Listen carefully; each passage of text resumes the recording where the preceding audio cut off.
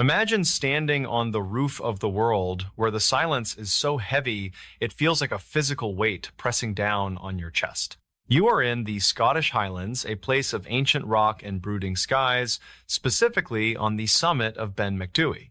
It is the second highest peak in Britain, a place of rugged beauty, but also a place that holds a secret so terrifying that it has turned hardened mountaineers into trembling wrecks. This is not a story about a monster you can see and fight.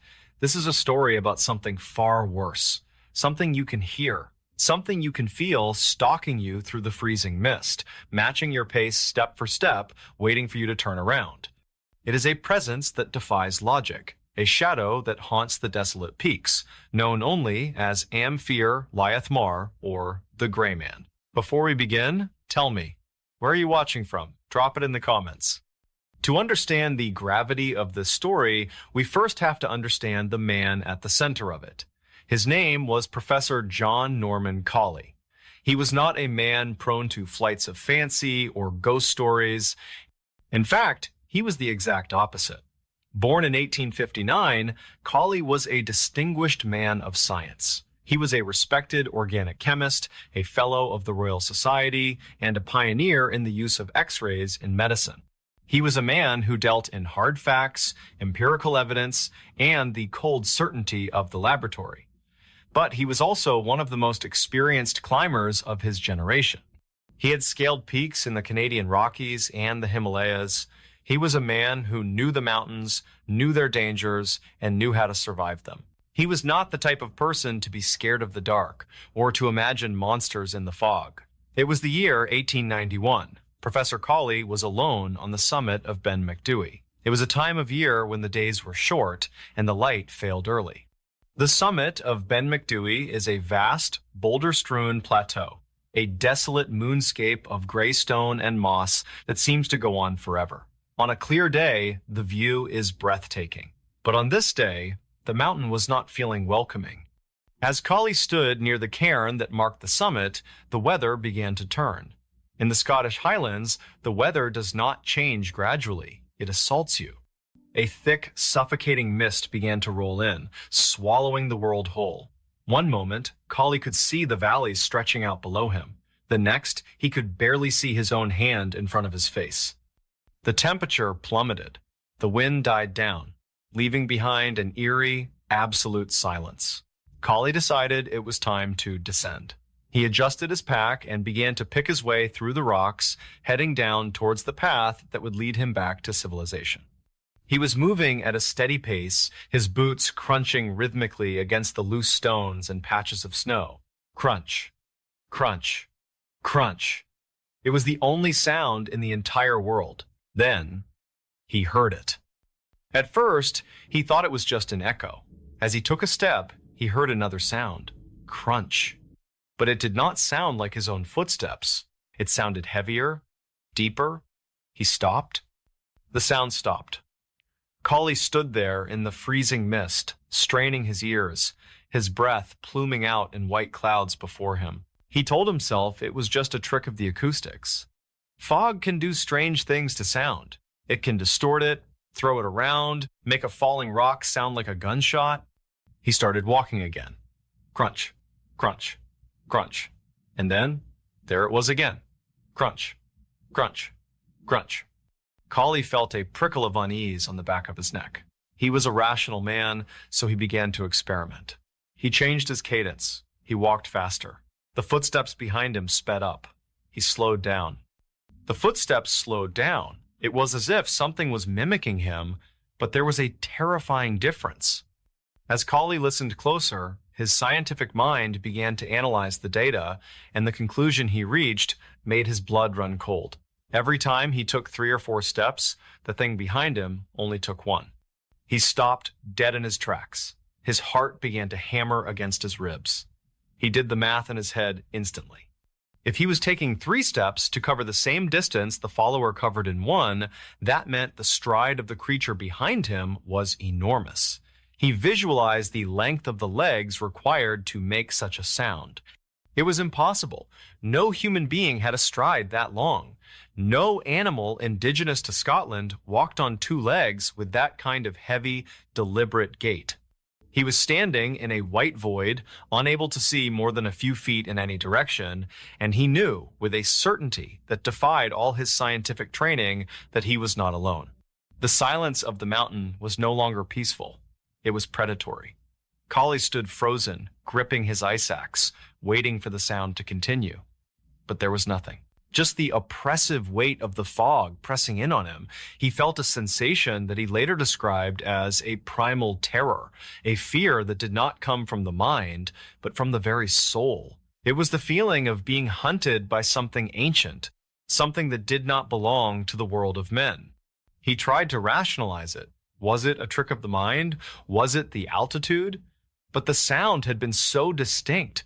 The crunch of stone against stone, the heavy thud of weight being placed on the earth. It was real. Collie turned to look back into the mist. He saw nothing but swirling gray vapor, but he felt it. He felt eyes on him. He felt a presence so massive and so malevolent that it made his knees weak. It was not just a physical threat, it was a psychic one. It felt as if the mountain itself had come alive and was watching him with a cold, unfeeling malice. Panic, raw and uncontrollable, began to rise in his chest. This was a man who had faced death on vertical rock faces, who had weathered storms that could strip the skin from your bones. But this was different. This was the fear of the unknown. He turned back around and began to walk. He tried to keep his composure, tried to keep his steps measured, but the sound returned immediately. Crunch. The footsteps were closer now, louder. They were closing the distance. Collie lost his nerve. He abandoned his dignity. He abandoned his scientific detachment. He ran. He ran blindly through the boulder field, risking a broken ankle or a fatal fall with every step. He tore through the mist, gasping for air, his heart pounding so hard he thought it would burst. He did not look back. He could hear the footsteps behind him, heavy, rhythmic, and terrifyingly calm. They were not running. They were simply walking, effortlessly keeping pace with his frantic sprint. He scrambled down the scree slopes, sliding and stumbling, tearing his clothes and bruising his hands. He ran until his lungs burned and his legs screamed for mercy.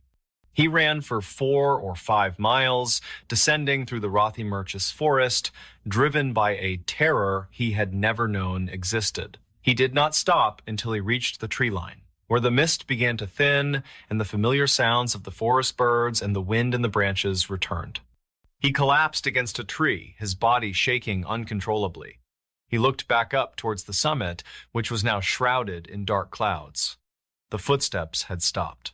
But the feeling of dread lingered, a cold knot in the pit of his stomach that would not go away. Professor Collie did not tell anyone about what happened that day. Not for a long time. He knew how it would sound. A respected scientist chased off a mountain by a noise. He would be the laughingstock of the academic community. He buried the memory, locking it away in the deepest recesses of his mind. But the mountain was not done with him.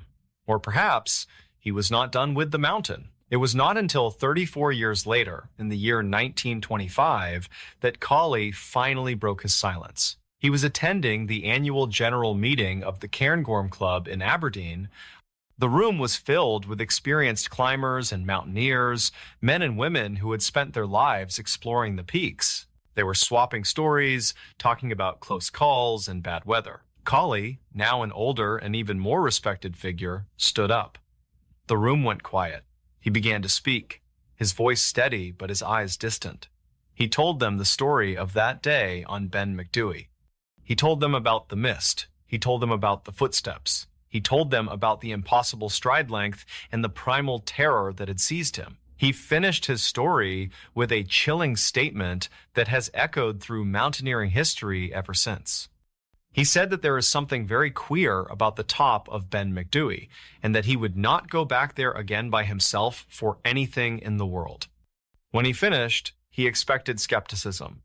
He expected laughter. But he was met with silence.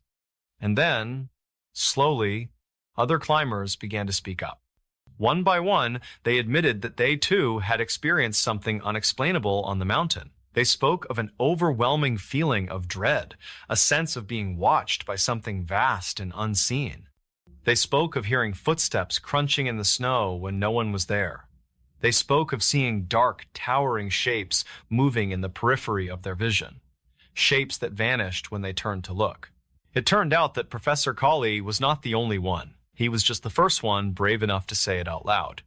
Over the years, the legend of the Gray Man has grown. There have been countless reports from credible witnesses, doctors, lawyers, soldiers, experienced outdoorsmen. They all tell a remarkably similar story. During the Second World War, soldiers were training in the Cairngorms. One night, a sergeant was alone on a sentry duty high up on the slopes. His commanding officer found him the next morning, nearly catatonic with fear. The sergeant claimed that a figure over 10 feet tall, dressed in gray, had walked out of the mist and stood over him, staring down with eyes that held no humanity.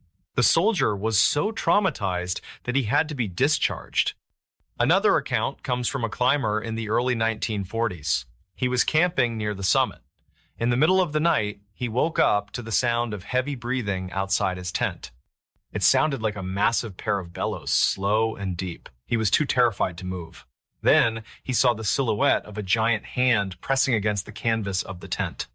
The hand was twice the size of a human hand. The creature stood there for what felt like hours, just breathing, before turning and walking away into the night with heavy, crunching footsteps. Skeptics have tried to explain the phenomenon away. They talk about the Brocken specter, a rare atmospheric optical phenomenon where the sun casts the observer's shadow onto a cloud bank, creating the illusion of a giant figure surrounded by a rainbow halo. They talk about infrasound, low-frequency sound waves caused by wind blowing over the peaks that can induce feelings of anxiety and dread in humans. They talk about isolation, psychosis, and the tricks the mind plays when deprived of sensory input. But none of these explanations account for the footsteps. A shadow does not make a sound, wind does not crunch like a boot on gravel, and hallucinations do not typically follow a consistent pattern across dozens of different witnesses over the span of a century. Professor Colley was a man of science. He knew about optical illusions. He knew about acoustics. If he could have explained what happened to him with logic, he would have. The fact that he could not, the fact that he remained terrified of that mountain until his dying day, speaks volumes. There is a chilling detail that often gets overlooked in the retelling of Colley's story. When he was running down the mountain, fleeing in blind panic, he said he felt a strange compulsion. He said that part of him, a small, irrational part, wanted to stop, wanted to turn around, wanted to wait for the thing to catch up. It was as if the creature was not just chasing him physically, but calling to him mentally, drawing him in. Many who have encountered the Gray Man speak of this hypnotic pull, a sudden urge to walk towards the edge of a cliff, a desire to walk deeper into the fog rather than away from it. It is as if the entity feeds on despair, on the surrender of the human will. Today, Ben Macdui remains a popular destination for hikers, but even on the sunniest days, there is a heaviness to the place. Locals will tell you that you should never whistle on the mountain for fear of attracting attention. They will tell you to never look back if you hear footsteps behind you. And they will tell you that if the mist comes down, you should get off the summit as fast as you can. The story of the Gray Man is more than just a ghost story.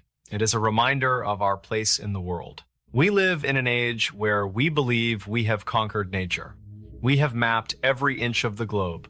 We have lights that banish the darkness and technology that connects us instantly. We feel like masters of our domain.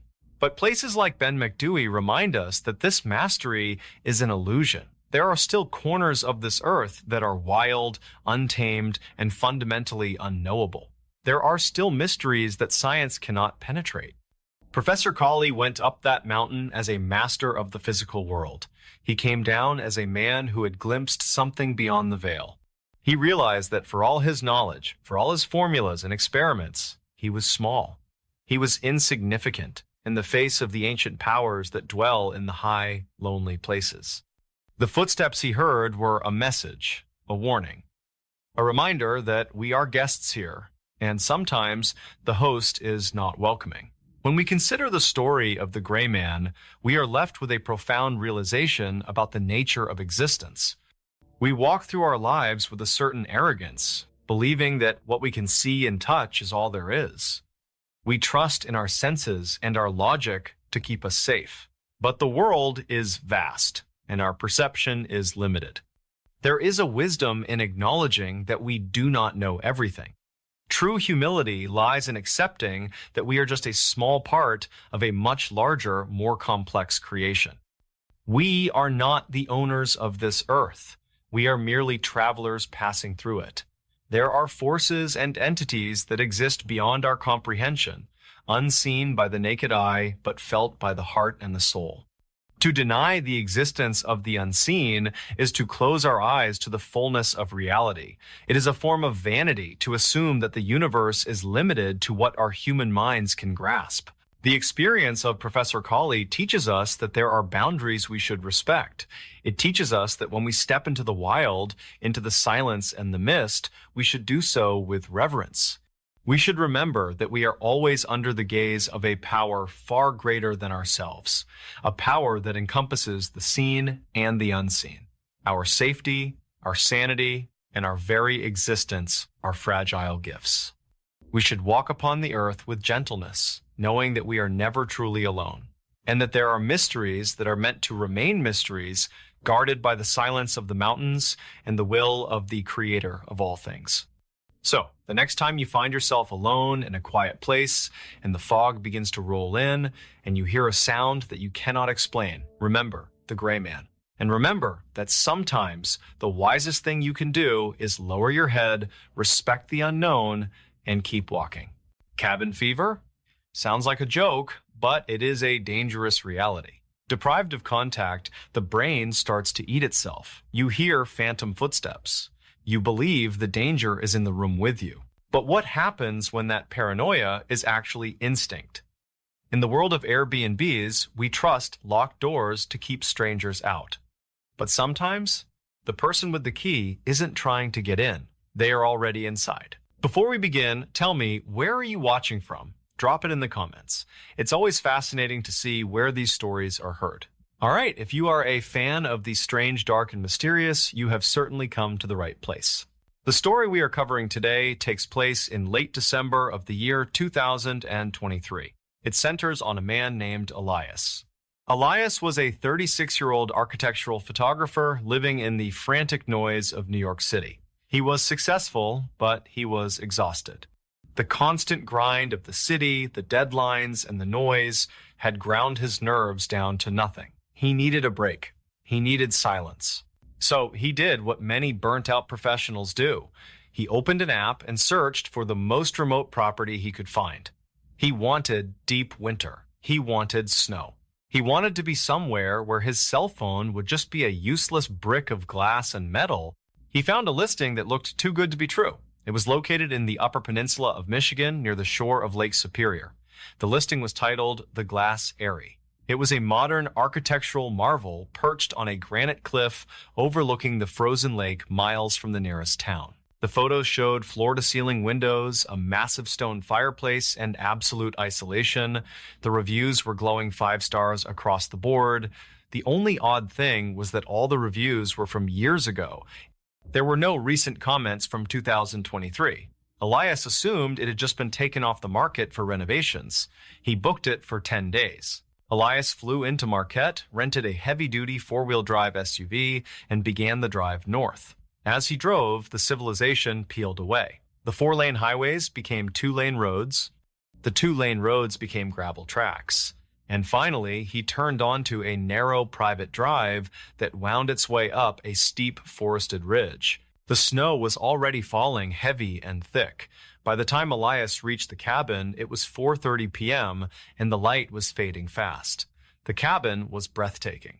It was a sharp, angular structure of black wood and glass that seemed to jut out of the rock face like a shard of obsidian. Elias used the keypad code the host had emailed him. The door clicked open. He stepped inside and was enveloped in warmth. The heating system had been preset, the interior was minimalist and stark.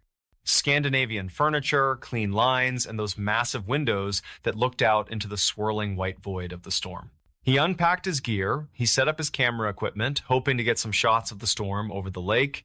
He poured himself a glass of whiskey and sat by the fire. For the first time in months, he felt his shoulders relax.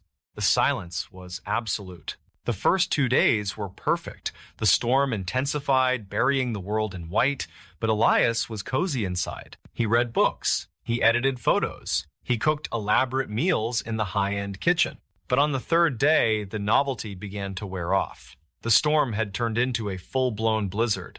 The wind was howling around the structure, shaking the glass panes. The snow was piling up against the doors. Elias realized he was truly trapped. He tried to go out to his car to get a charger he had forgotten, but the snow was already waist-deep. He was not going anywhere until the plows came, and the plows would not come down this private drive unless called. And the phone lines were down. There was no cell service. The Wi-Fi, which had been spotty at best, cut out completely on the afternoon of the third day. Elias was alone. That is when he started to notice the house. As an architectural photographer, Elias had a keen eye for space and dimensions. He spent his life looking at floor plans and angles. He began to walk around the cabin, pacing the floors out of boredom. He noticed something strange about the hallway that connected the living room to the master bedroom. From the living room, the wall seemed to stretch for about 20 feet.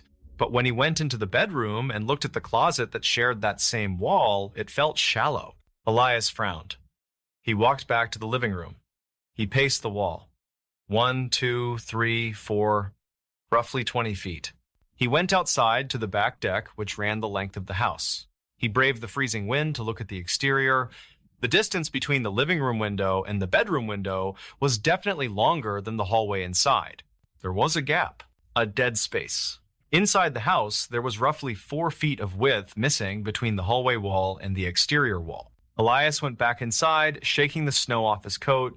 He told himself it was just a utility chase, a place for the HVAC ducts or the plumbing. It was common in modern houses to hide the ugly mechanics behind thick walls, but the feeling of unease settled in his stomach. To distract himself, he decided to look for something to read. He had finished the books he brought.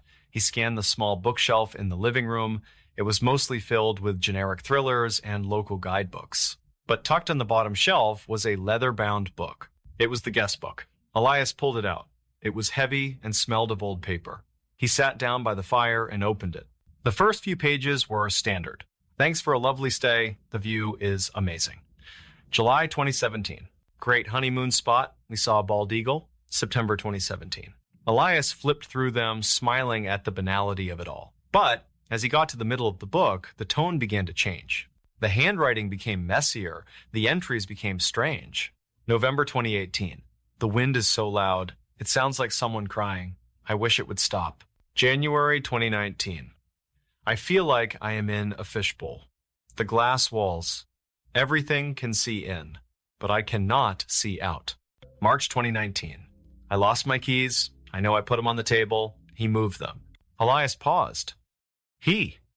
Who was he? He turned the page. The entries skipped a whole year. The next one was from October 2020.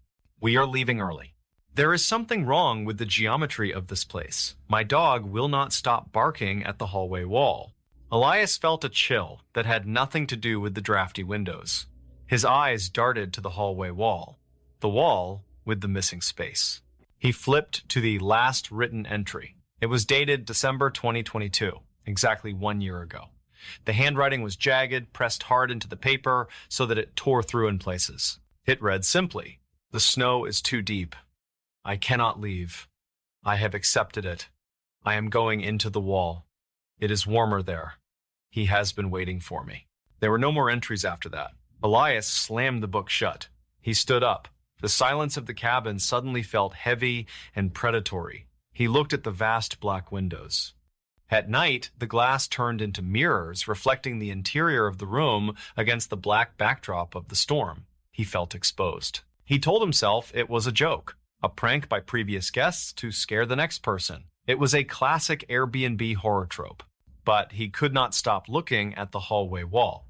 He grabbed a metal tape measure from his camera bag. He needed to know. He measured the living room. He measured the bedroom.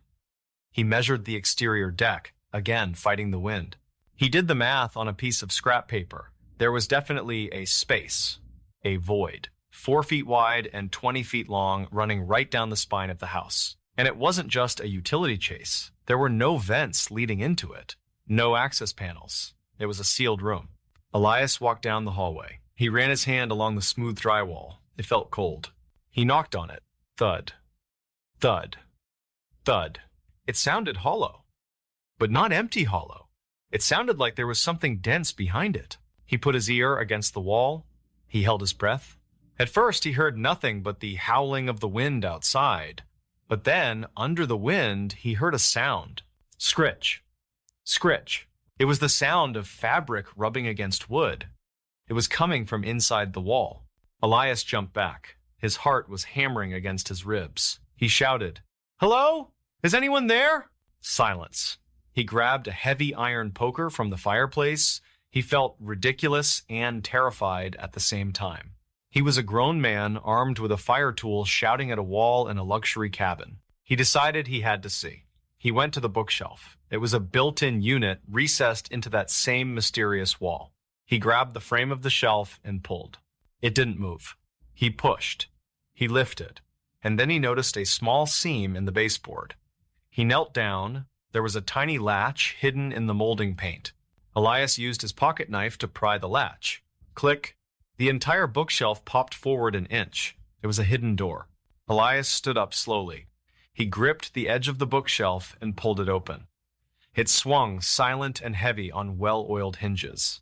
Behind the bookshelf was darkness. A rush of stale air hit him. It smelled of musk and unwashed bodies and something sweet like rotting fruit.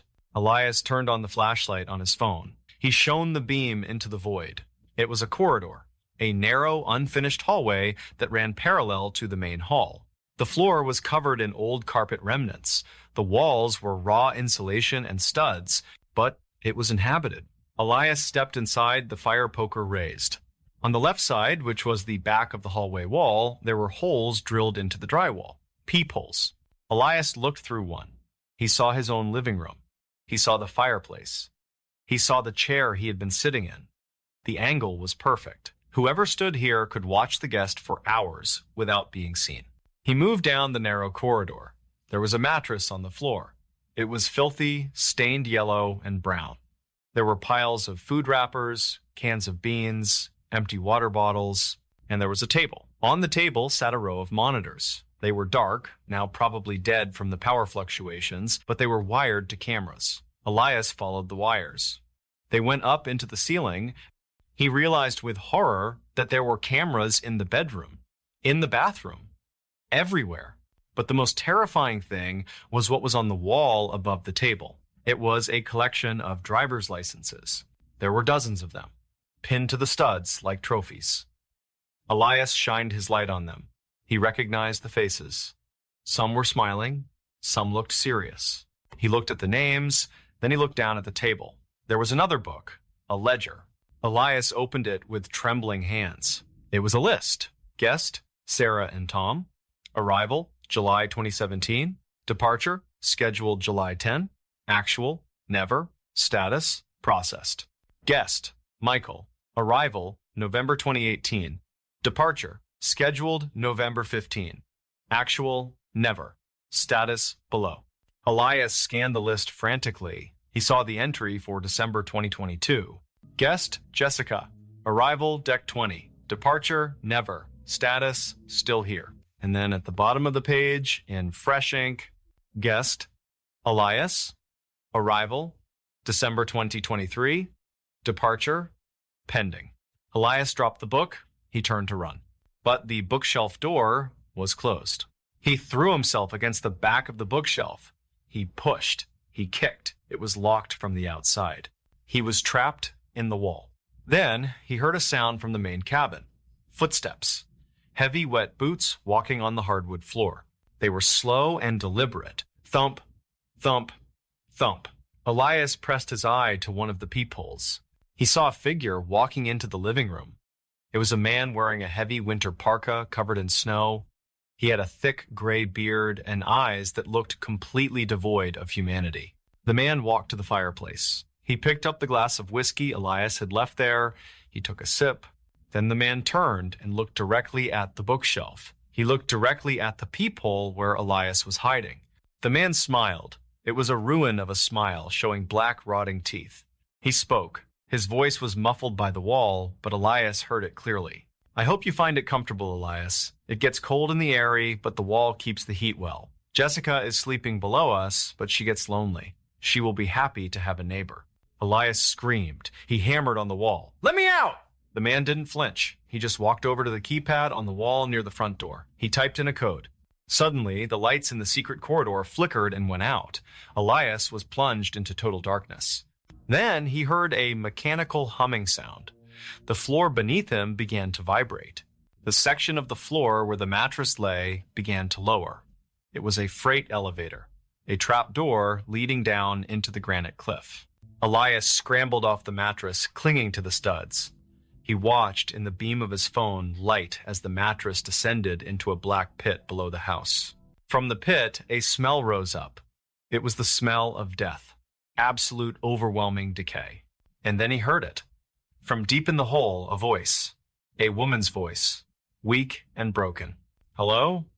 Is someone new here?" It was Jessica, the guest from the year before. Elias knew he had seconds. He looked at the studs. He looked at the drywall that separated him from the hallway.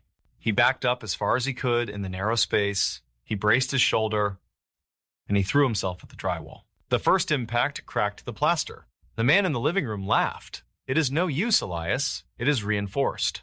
Elias didn't listen. He hit it again and again. The adrenaline of survival gave him strength he didn't know he had. On the fourth, hit his shoulder punched through. He felt the cool air of the hallway. He kicked, he tore at the hole. He squeezed his body through the jagged opening, tumbling out onto the floor of the main hallway. He scrambled to his feet. The man was standing at the end of the hall holding a hunting knife. Elias didn't think. He didn't try to fight. He grabbed the heavy marble statue that stood on a console table in the hall, and he threw it with all his might. The statue hit the man in the chest, knocking him backward. He stumbled but didn't fall. Elias ran. He ran for the front door. He punched in the code. Error. The man had changed it.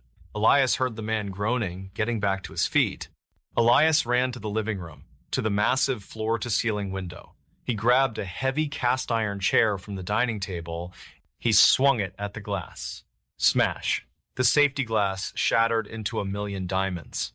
The freezing wind of the blizzard roared into the room, instantly blinding him.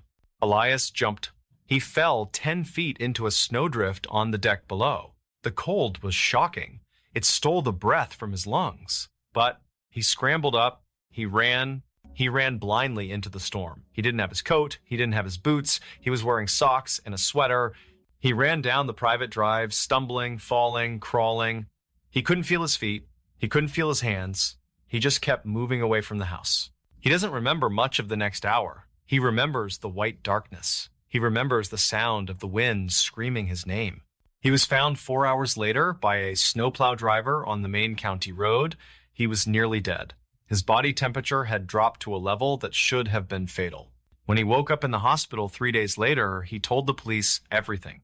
He told them about the wall, the peepholes, the ledger, the pit. The state police raided the glass airy 6 hours later. They found the cabin.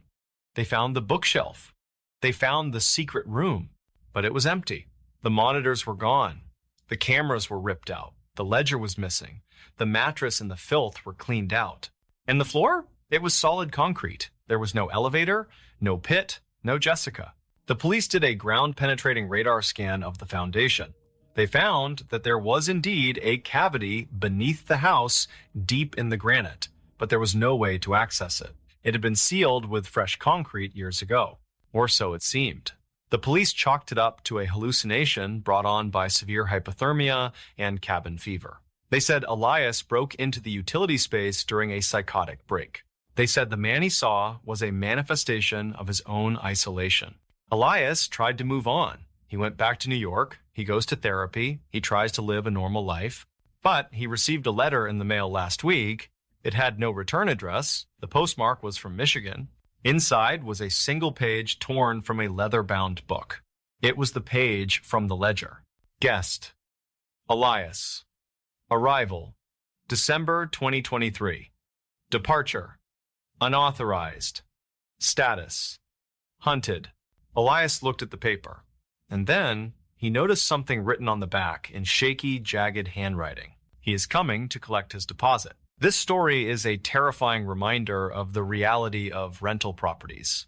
We assume that because we pay money, because there is an app, because there are reviews, that we are safe. We assume that the walls around us are there to protect us. But in every house, there are spaces we do not see. Spaces between the studs, spaces under the floorboards, and sometimes those spaces are occupied. Cabin fever is real. It drives men mad. But sometimes the madness isn't what you see in your head, it is what you see through the hole in the wall. This ordeal forces us to confront a hard truth about where we place our trust. We often believe that physical barriers, thick walls, expensive locks, and remote locations can grant us true sanctuary. But there is a deception in the material world. What appears beautiful and serene on the surface can often harbor the darkest intentions underneath. We are taught that isolation without spiritual vigilance is not a refuge, but a risk. When we cut ourselves off from the world and ignore the quiet warnings of our intuition, we strip away the natural protections of community and connection. True safety does not come from hiding in the dark. It comes from remaining awake and aware. For evil always waits for the moment we close our eyes and believe we are untouchable. Until next time, stay safe and check the walls. The Appalachian Mountains are some of the oldest geological formations on planet Earth. They are older than the rings of Saturn, and they are older than the bones of the dinosaurs. When you step into those deep woods, you are stepping into a world that has existed long before humanity and will likely exist long after we are gone. Because of this immense age, there is a heavy, palpable weight to the atmosphere in Appalachia. The locals who have lived in the hollers for generations understand that these mountains have their own set of laws. These are not written laws enforced by police, but ancient rules enforced by nature itself.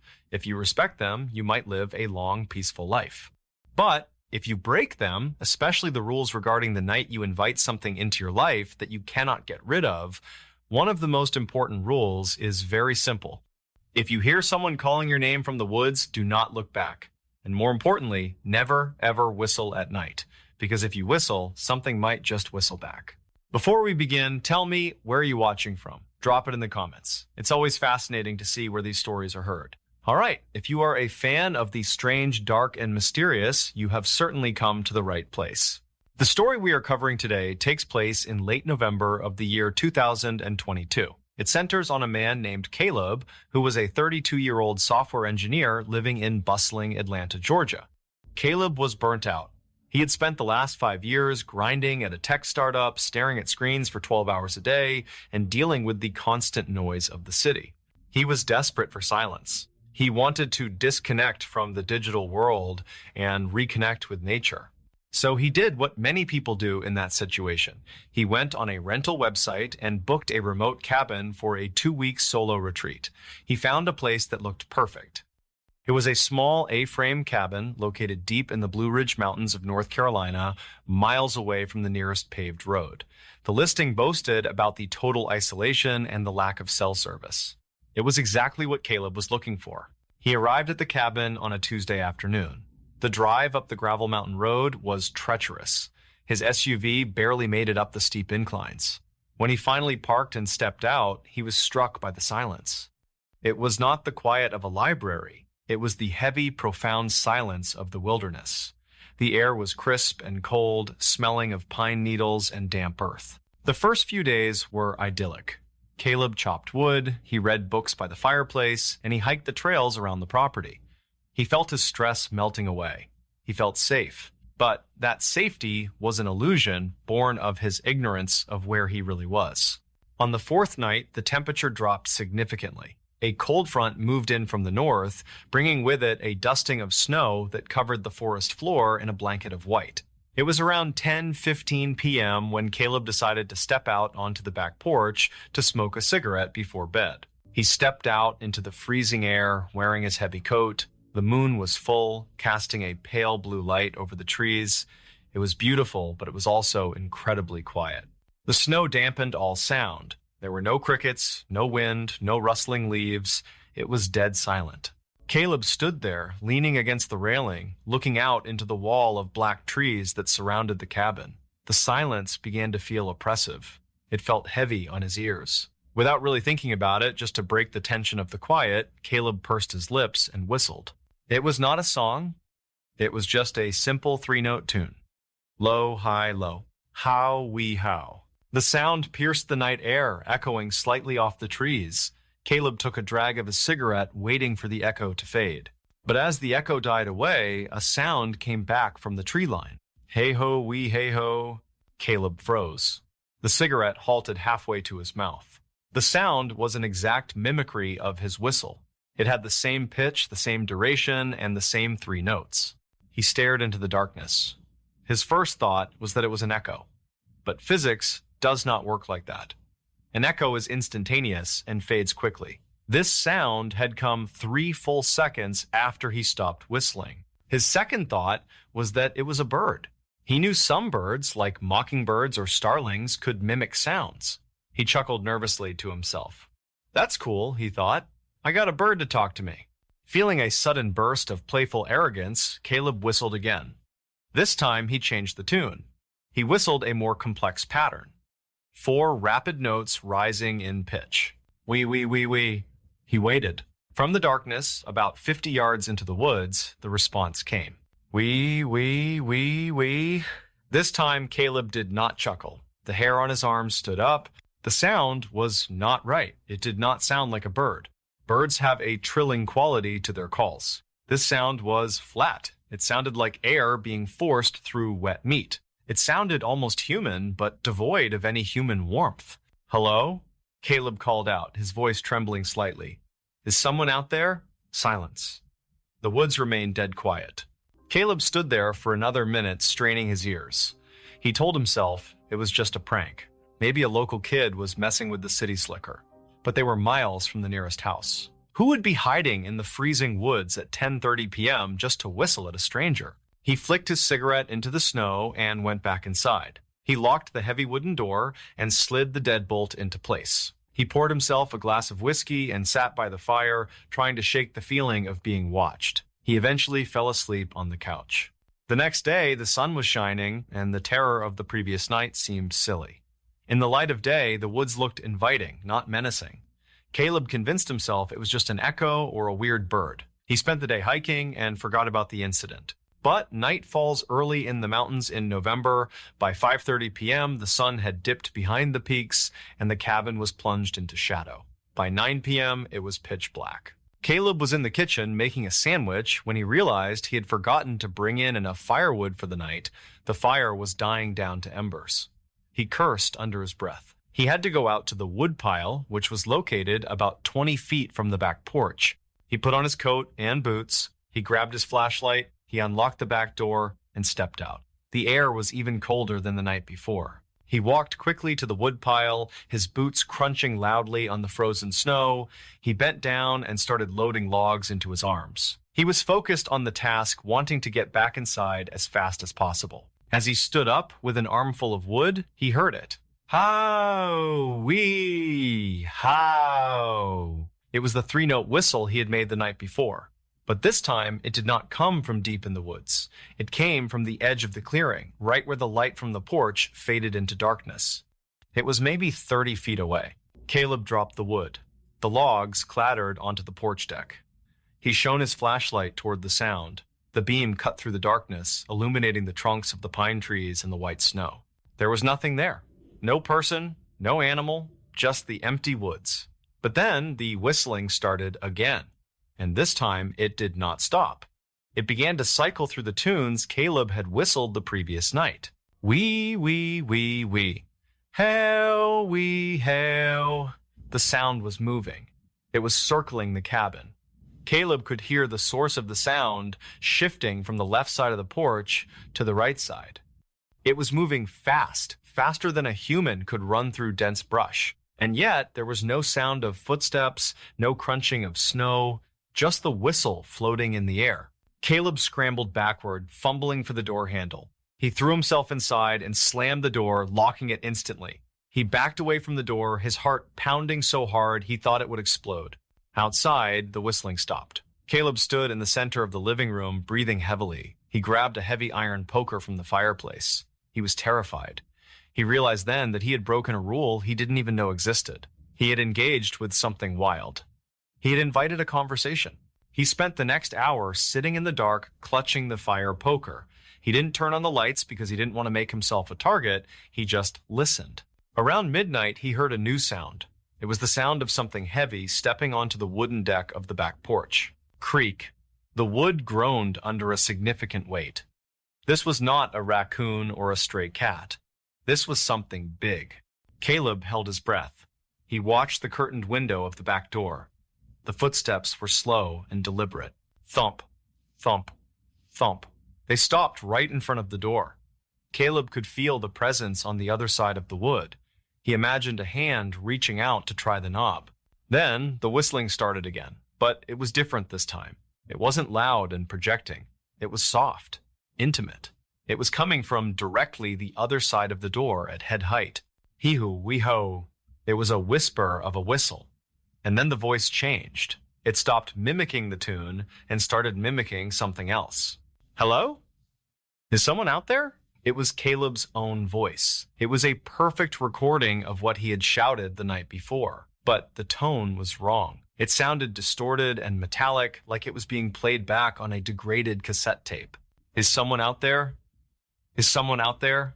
The thing outside repeated the phrase over and over again, speeding up each time until the words blurred together into a chittering buzz. Caleb screamed, "Go away! I have a gun!"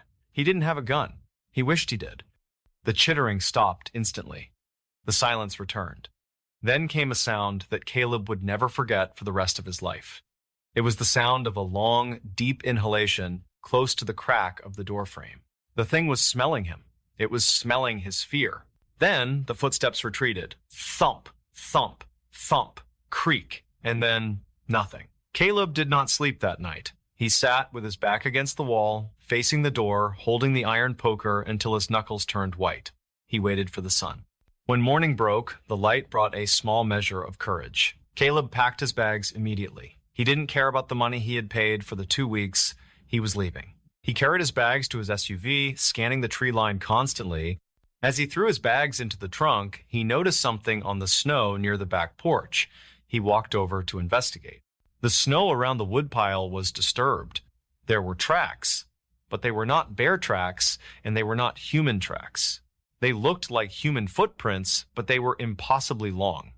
The toes were elongated and splayed out, and the print was nearly 18 inches in length, and the stride was wrong. The distance between the footprints was nearly 10 feet, suggesting that whatever made them was either leaping or had legs that were unnaturally long. Caleb got into his car and drove. He drove down the mountain fast, risking a wreck on the gravel turns. He didn't stop until he reached a gas station on the highway 20 miles away. He walked inside, shaking to buy a coffee. The old man behind the counter looked at him. He saw the dark circles under Caleb's eyes and the pale color of his skin. "You look like you saw a ghost, son," the old man said. Caleb laughed, a dry, hysterical laugh. "I was up in a cabin on Black Mountain. I think someone was messing with me." The old man's face went serious. He leaned over the counter. "Did you hear anything at night?" Caleb nodded. "I heard whistling. So I whistled back." The old man closed his eyes and sighed. He shook his head slowly. "Son, you never whistle in these woods at night. Not ever." "Why?" Caleb asked, his voice barely a whisper. "Because the old man said, opening his eyes, which were full of a deep, ancient fear.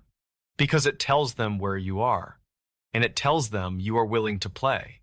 And they love to play." Caleb drove back to Atlanta that day. He never returned to the mountains. He moved into a high-rise apartment in the middle of the city, surrounded by thousands of people and constant noise. He thought he was safe. But the story does not end there. 3 months later, in February of 2023, Caleb was in his apartment. It was late at night, around 2 a.m. A winter storm was hitting Atlanta, a rare occurrence that shut down the city. The streets outside were empty and covered in snow. The usual noise of traffic was gone. The city was silent. Caleb was lying in bed reading. He felt a strange sense of déjà vu. The silence felt familiar. It felt heavy. He got up to get a glass of water. As he walked past his balcony door, which was on the 15th floor, he stopped. The sliding glass door was slightly ajar. He knew he had locked it. A cold draft was seeping into the living room. Caleb walked toward the door to close it. He reached out his hand, and then he heard it. How, wee how. It was faint. It was coming from the balcony. Caleb froze. He backed away slowly. He grabbed his phone to call 911. Then he saw it. Pressed against the glass of the balcony door, 15 stories up in the air, was a face. It was pale and gaunt, with skin pulled tight over the skull. It had no nose, just 2 slits, and its mouth was pursed in a perfect circle.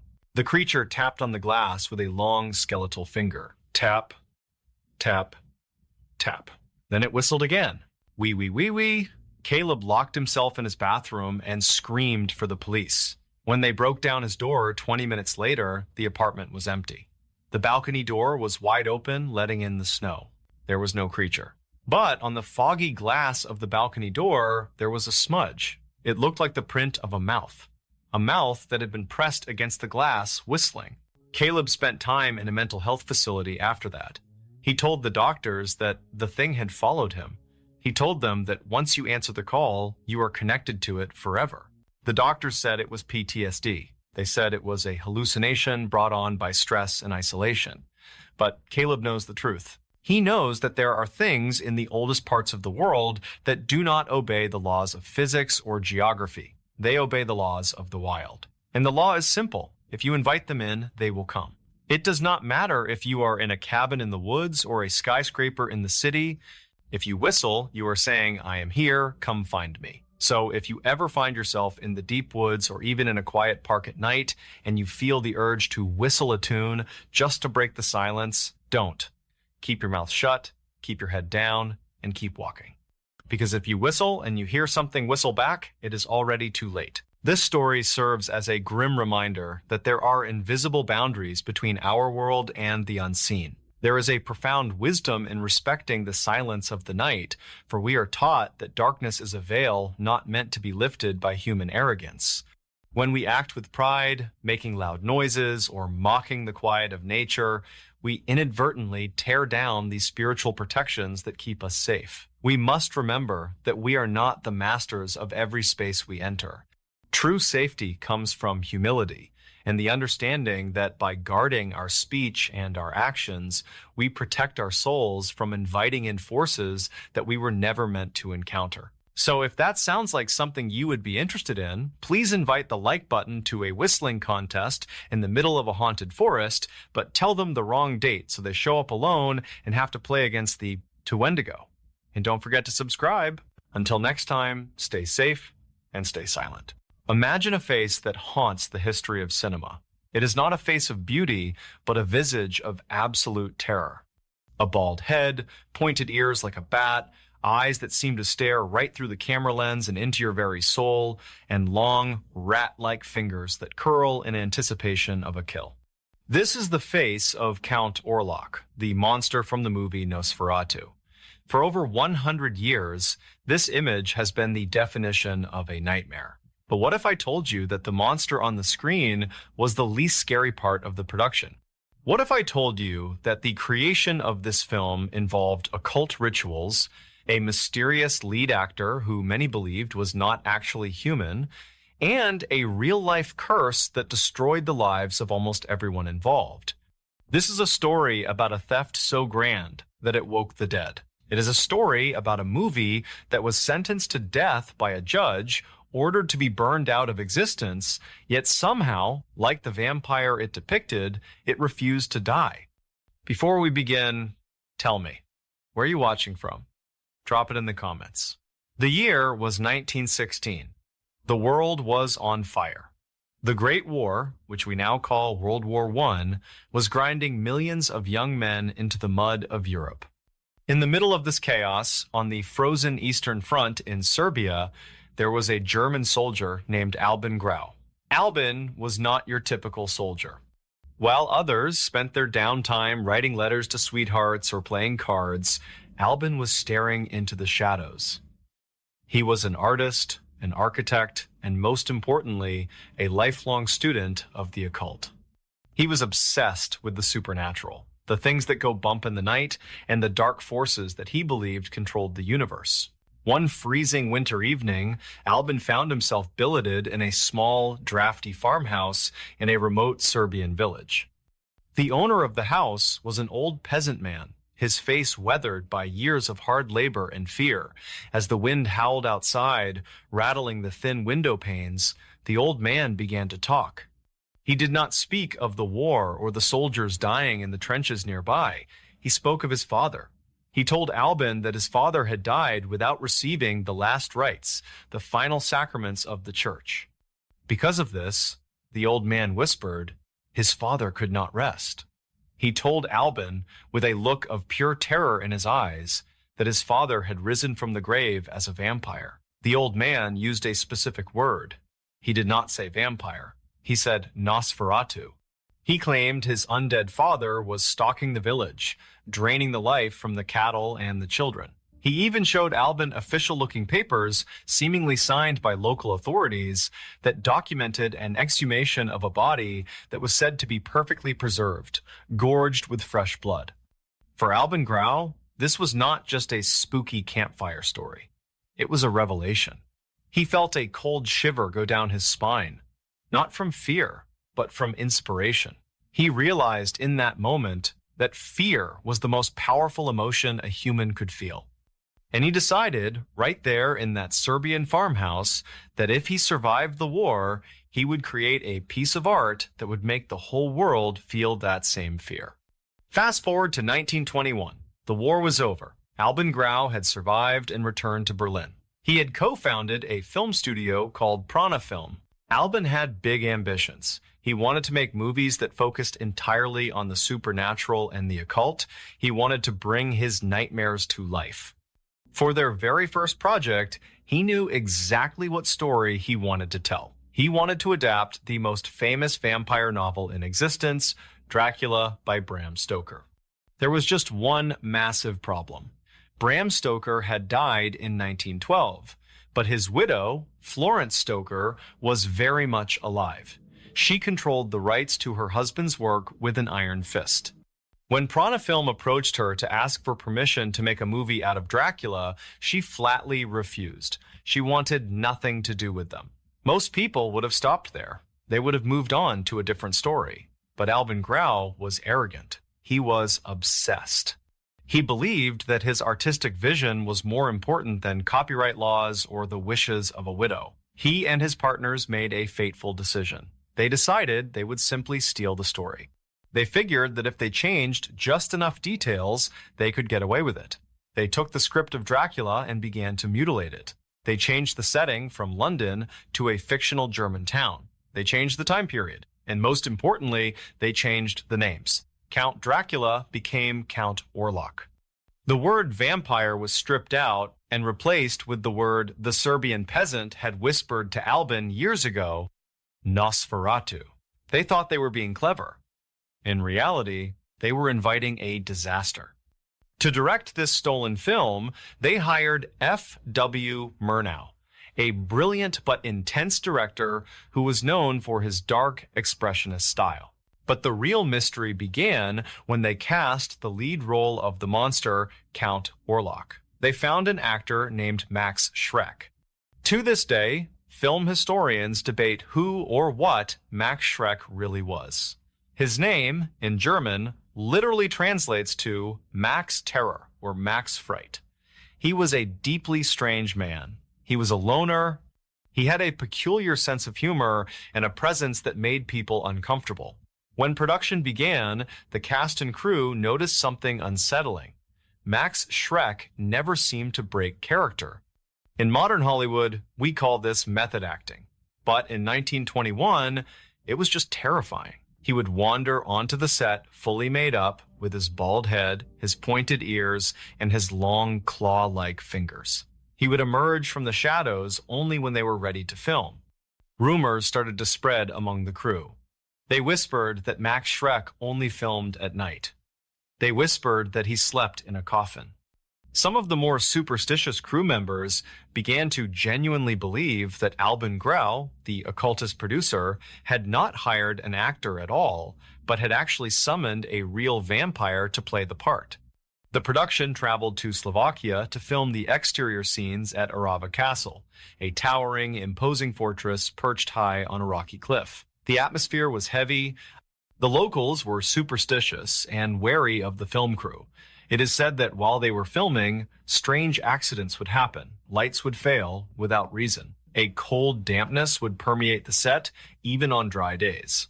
Albin Grau, ever the occultist, filled the movie with strange symbols and hidden meanings. If you look closely at the letter Count Orlok writes in the film, it is filled with hermetic and alchemical symbols.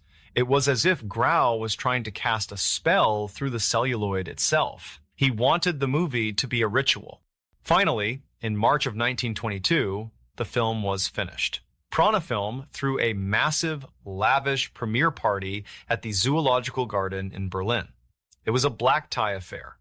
The elite of German society were there. The lights went down, the orchestra began to play the haunting score, and Nosferatu flickered onto the screen. The audience was mesmerized. They had never seen anything like it. Max Schreck as Count Orlok was a revelation. He did not look like a romantic figure. He looked like a disease. He looked like death personified. When the film ended, the applause was thunderous. The critics raved. Albin Grau and his partners thought they had succeeded.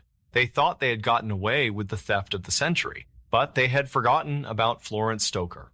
Somehow, a program from the premiere made its way to London. Florence Stoker received it in the mail. She saw the title Nosferatu.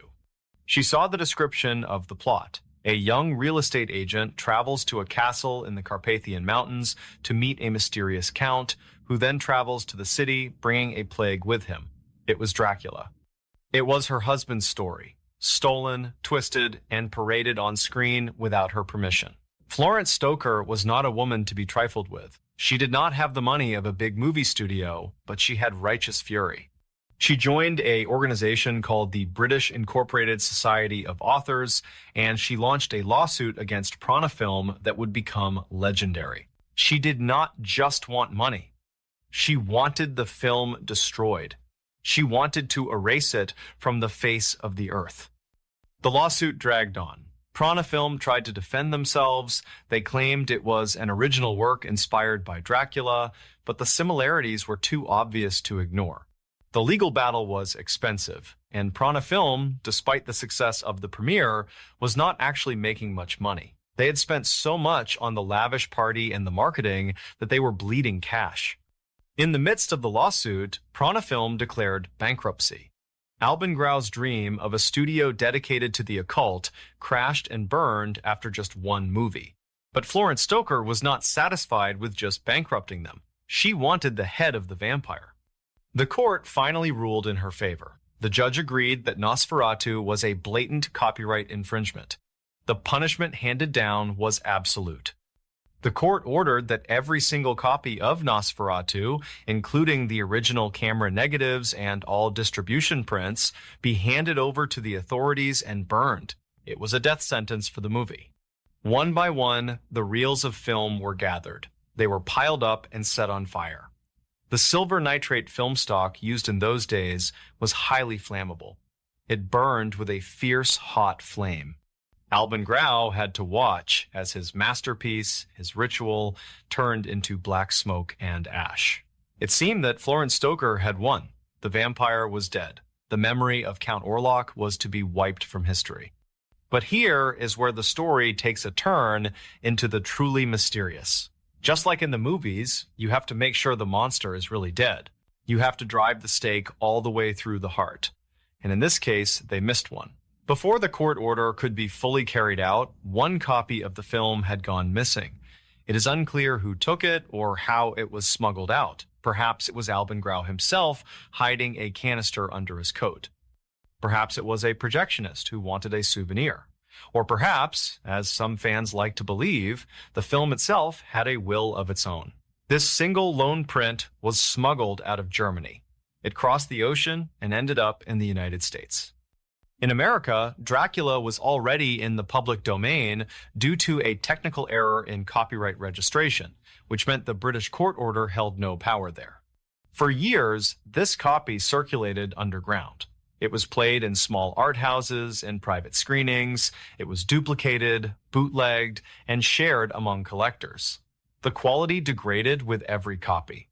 The image became scratchy. The contrast became stark, making the film look even more ancient and terrifying. The suppression of the film had the opposite effect of what Florence Stoker intended.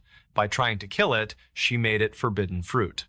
Nosferatu became a legend. People whispered about the lost German vampire movie that was illegal to see. It gained a cult following that grew and grew. Meanwhile, a strange darkness seemed to follow the men who made it. F.W. Murnau, the director, went to Hollywood and had a successful career, but he died tragically young at the age of 42 in a car crash in 1931. Albin Grau, the man who started it all, never made another significant film. He faded into obscurity. His grand dreams of an occult studio turned to dust. Max Schreck died relatively young as well, at the age of 56, from heart failure. He never escaped the shadow of Count Orlok. To this day, it is the only role he is remembered for. The film, however, became immortal. In the 1960s and 70s, as copyright laws shifted and the original ruling faded into history, Nosferatu re-emerged into the mainstream. It was restored. It was released on VHS, then DVD, then Blu-ray. Today, it is considered one of the greatest horror movies ever made. It is studied in film schools. It is referenced in pop culture. The image of Count Orlok rising stiffly from his coffin is one of the most recognized silhouettes in the world. It is ironic to think that if Prana Film had simply paid for the rights, or if Florence Stoker had settled for a royalty check, Nosferatu might have just been another silent movie, perhaps forgotten in the archives of time. But because it was stolen, and because it was sentenced to death, it survived. It fought for its existence. Think about the sheer improbability of it. A film made on a shoestring budget in post-war Germany, targeted for total destruction by the legal system, hunted down and burned, yet it survives today on millions of screens. It is almost as if the film itself is undead. It rises from the ashes of the bonfire, refusing to stay buried. When you watch Nosferatu today, you are watching a ghost.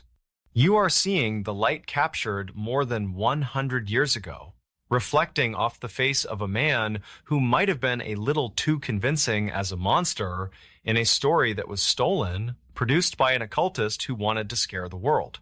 You are watching a crime scene. There is a profound lesson to be found in the ashes of Prana Film.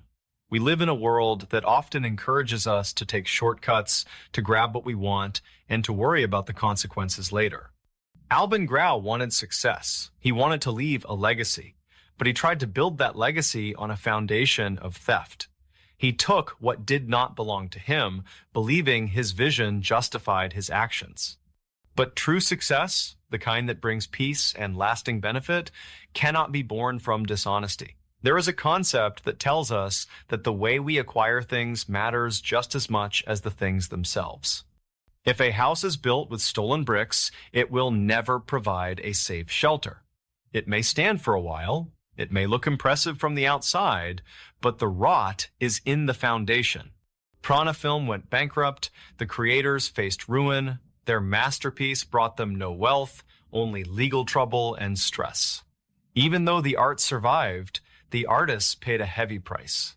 This teaches us that integrity is the ultimate currency. We must respect the rights of others, the boundaries set before us, and the truth. When we walk a path of honesty, even if it is a harder and slower path, the destination is one of tranquility and honor. But when we try to cheat our way to the top, we may find that our creations, like the vampire Nosferatu, become curses that haunt us, shadows that we can never quite outrun.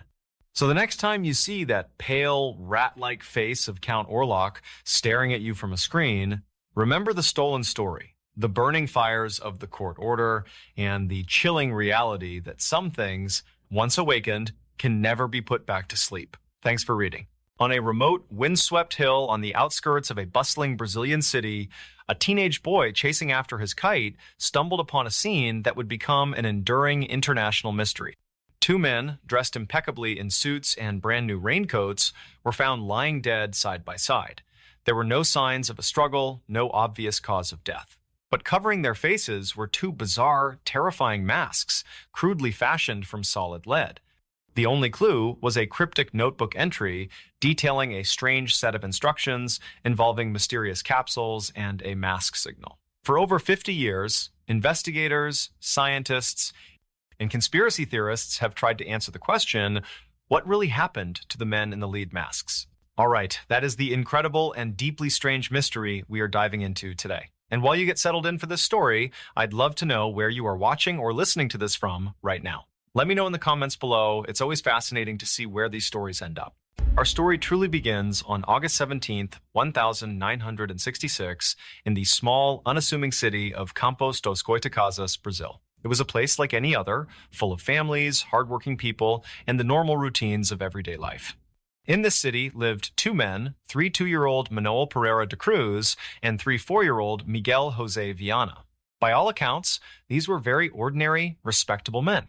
They were both married with children. They were known in their community as highly skilled television and electronics technicians, a valuable trade in the 1962nd. They ran a small but successful repair business together and were known for being inseparable best friends. They were, in short, the last people you would expect to be at the center of a dark and impenetrable mystery. On that Wednesday morning, both Manuel and Miguel told their wives the same story.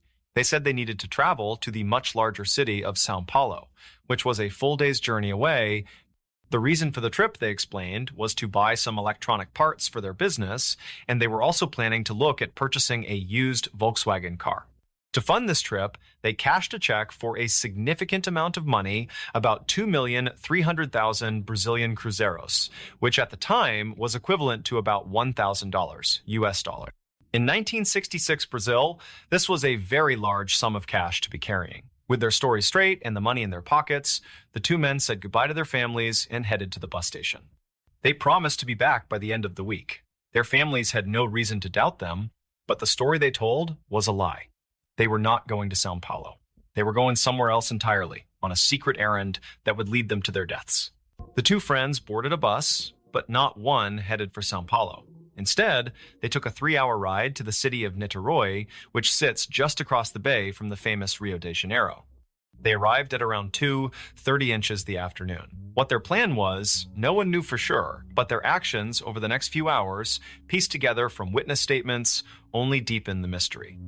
The first thing they did upon arriving in Niterói was walk into a store and buy 2 new raincoats. This was the first strange detail in a long line of them, because according to weather reports, it was a bright, sunny day. There was no rain in the forecast. Why would two men on a clear day make their first priority buying brand new raincoats?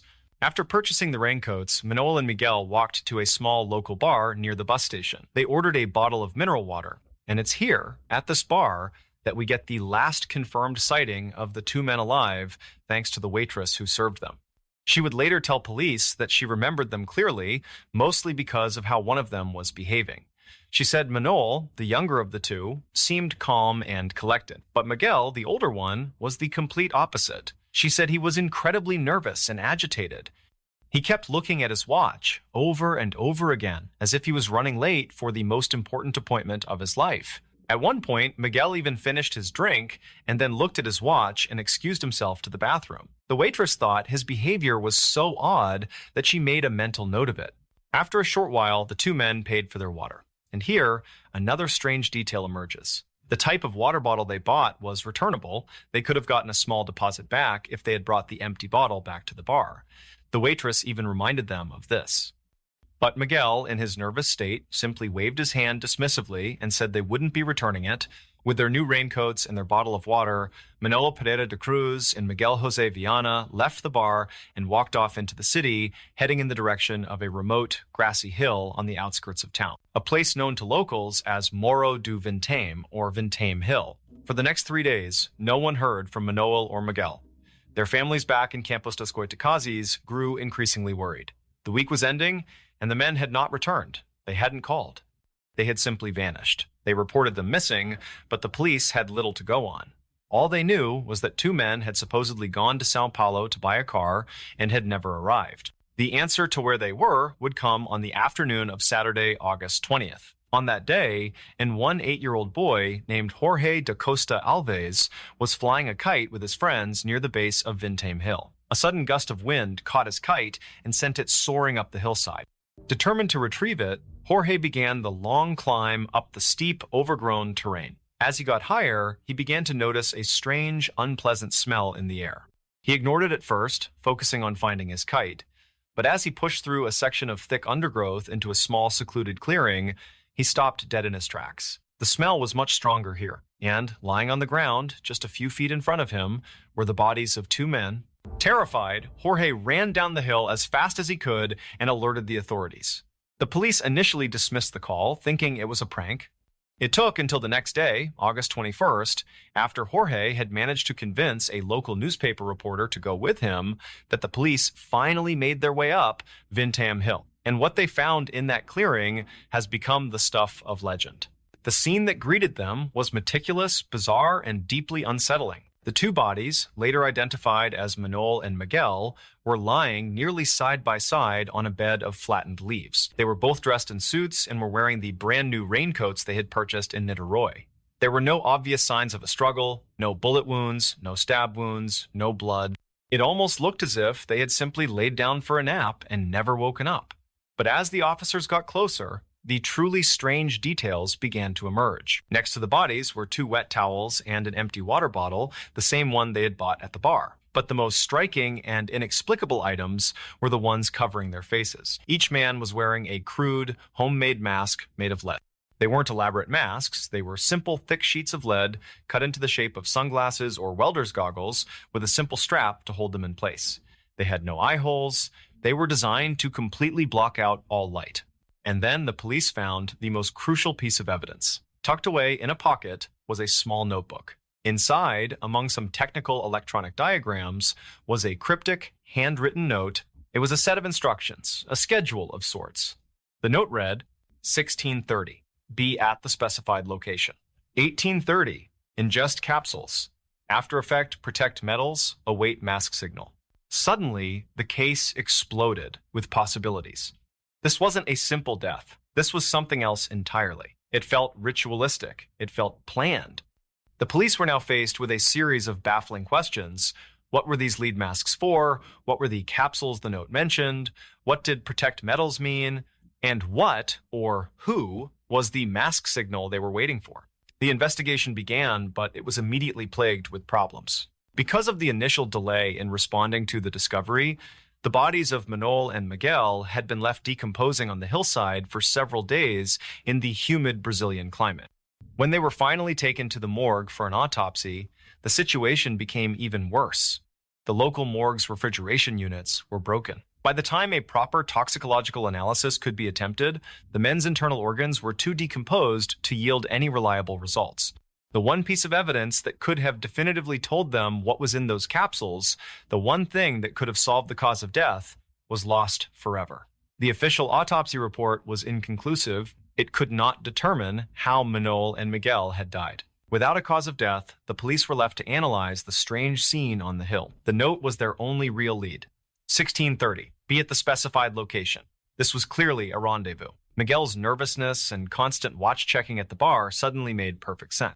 He was running late for this 4:30 p.m. appointment on Vintém Hill, 1830, to ingest capsules. This was the core of the mystery. It strongly suggested a suicide pact or an accidental overdose. But if so, where were the capsules? A thorough search of the area turned up nothing. And if it was suicide, why would they bring a large sum of money with them? A search of the bodies revealed that the 2,300,000 cruzeiros were gone. The missing money pointed to a much simpler, more brutal explanation: murder. Perhaps Manoel and Miguel were meeting someone on the hill for a shady deal, and their partners double-crossed them. They could have been forced to ingest a fast-acting, untraceable poison and then were robbed. The killers could have staged the bizarre scene with the masks and raincoats to throw the police off their trail. This theory accounted for the missing money and the secrecy of the trip, but it didn't feel right. The scene felt too personal, too ritualistic. Why would robbers go through the trouble of placing lead masks on their victims? As investigators dug deeper into the lives of Manuel and Miguel, a far stranger picture began to emerge. They discovered that the two men were part of a small, secret group of self-proclaimed scientific spiritualists. This wasn't a mainstream religion. It was an underground community of electronics enthusiasts who believed they could use a combination of technology and spiritual rituals to make contact with extraterrestrial or interdimensional beings. They built strange machines in their backyards, trying to communicate with other worlds. One of their friends, a man named Elcio Gomes, later came forward and told police that Manuel and Miguel had become obsessed with this idea. He recounted a story from a few months before their deaths. Manuel, Miguel, and some other members of their group had gone to a beach near their hometown. They were conducting some sort of experiment when suddenly a brilliant, blinding light exploded over the water. While others were frightened, Manuel and Miguel were ecstatic. They were convinced it was a sign, a confirmation that their methods were working and that they were on the verge of making contact. With this new context, the evidence found on Ventame Hill took on a chilling new meaning. The cryptic note could now be reinterpreted. Ingest capsules might not have been poison. In some spiritualist circles, participants ingest substances like hallucinogens to open their minds and make them more receptive to spiritual contact. After effect protect metals was still a mystery, but some theorized it meant protecting their bodies or metal fillings in their teeth from the supposed radiation or energy of an alien craft. Await mask signal. This was the key. The group believed that contact would be preceded by an intensely bright light, the same kind of light they had seen at the beach. The lead masks, with no eye holes, were to protect their eyes from the blinding, otherworldly light of the beings they were about to meet. A new, terrifying theory began to take shape. Manuel and Miguel had gone to Ventame Hill that day for what they believed would be the ultimate encounter. They arrived at 4:30 p.m., just as their instructions said. They waited. At 6:30 p.m., as the sun began to set, they followed the next step. They ingested the capsules, perhaps a powerful psychedelic drug, to prepare themselves. They put on their raincoats, maybe to protect themselves from the elements or from some sort of spiritual energy. And then they lay down on their bed of leaves, put their lead masks beside them, and waited for the mask signal, the brilliant flash of light that would tell them to put on their masks and greet their visitors from another world. But the signal never came. The visitors never arrived, and the capsules they had ingested, meant to open their minds, instead stopped their hearts. They may have died from an accidental overdose or from a toxic reaction to a substance they didn't understand. They died alone on that dark hill, victims of their own strange and powerful beliefs. This theory explains almost everything. The secrecy, the nervousness, the raincoats, the note, and the bizarre lead masks. It doesn't explain the missing money, but it's possible they were robbed after they had already died by someone who stumbled upon their bodies before the official discovery. To this day, the lead masks case remains officially unsolved. There was never enough evidence to prove any single theory beyond a doubt. But the story serves as a chilling reminder of the power of belief and the dark, mysterious paths it can lead people down. We are left with the haunting image of two ordinary men lying in their Sunday best on a lonely hill, wearing lead masks and waiting for a signal that never came. A signal from another world. What really happened to Manuel and Miguel on Ventame Hill, we will likely never know. And that is what makes this one of the most strange, dark, and mysterious true stories I have ever heard.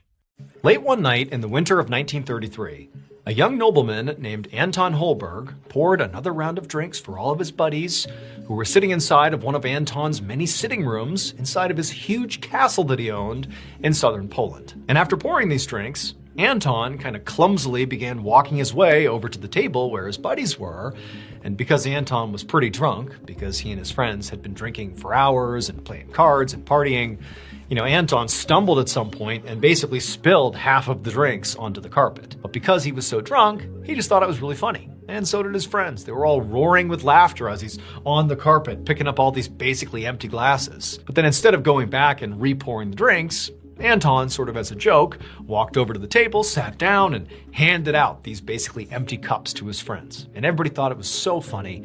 And they didn't even get up to get more drinks. They were just all so drunk and happy, they just kept on playing their card game. And so as Anton's sitting there and everyone's laughing and smiling, the friend of his that was the dealer for this round of blackjack began to deal. But as he did, there was this sudden, really loud creaking sound that came from right above them. And it was so loud and so pronounced that even amongst this loud room of drunk men playing cards, everybody heard it. And there was a moment of silence where everyone sort of registered, like, what's going on above us? And in this sudden stillness, Anton, he sort of made a jest and he goes, oh boy, that's the monk. Now, for the most part, everybody at the table, all of Anton's friends that were there, they had heard the story of the so-called hooded monk that apparently haunted the castle. That's at least what Anton would say. But one person who was there that night was a new friend of Anton's, and they had not heard of, the monk's story. And they said, well, what are you talking about? That's the monk.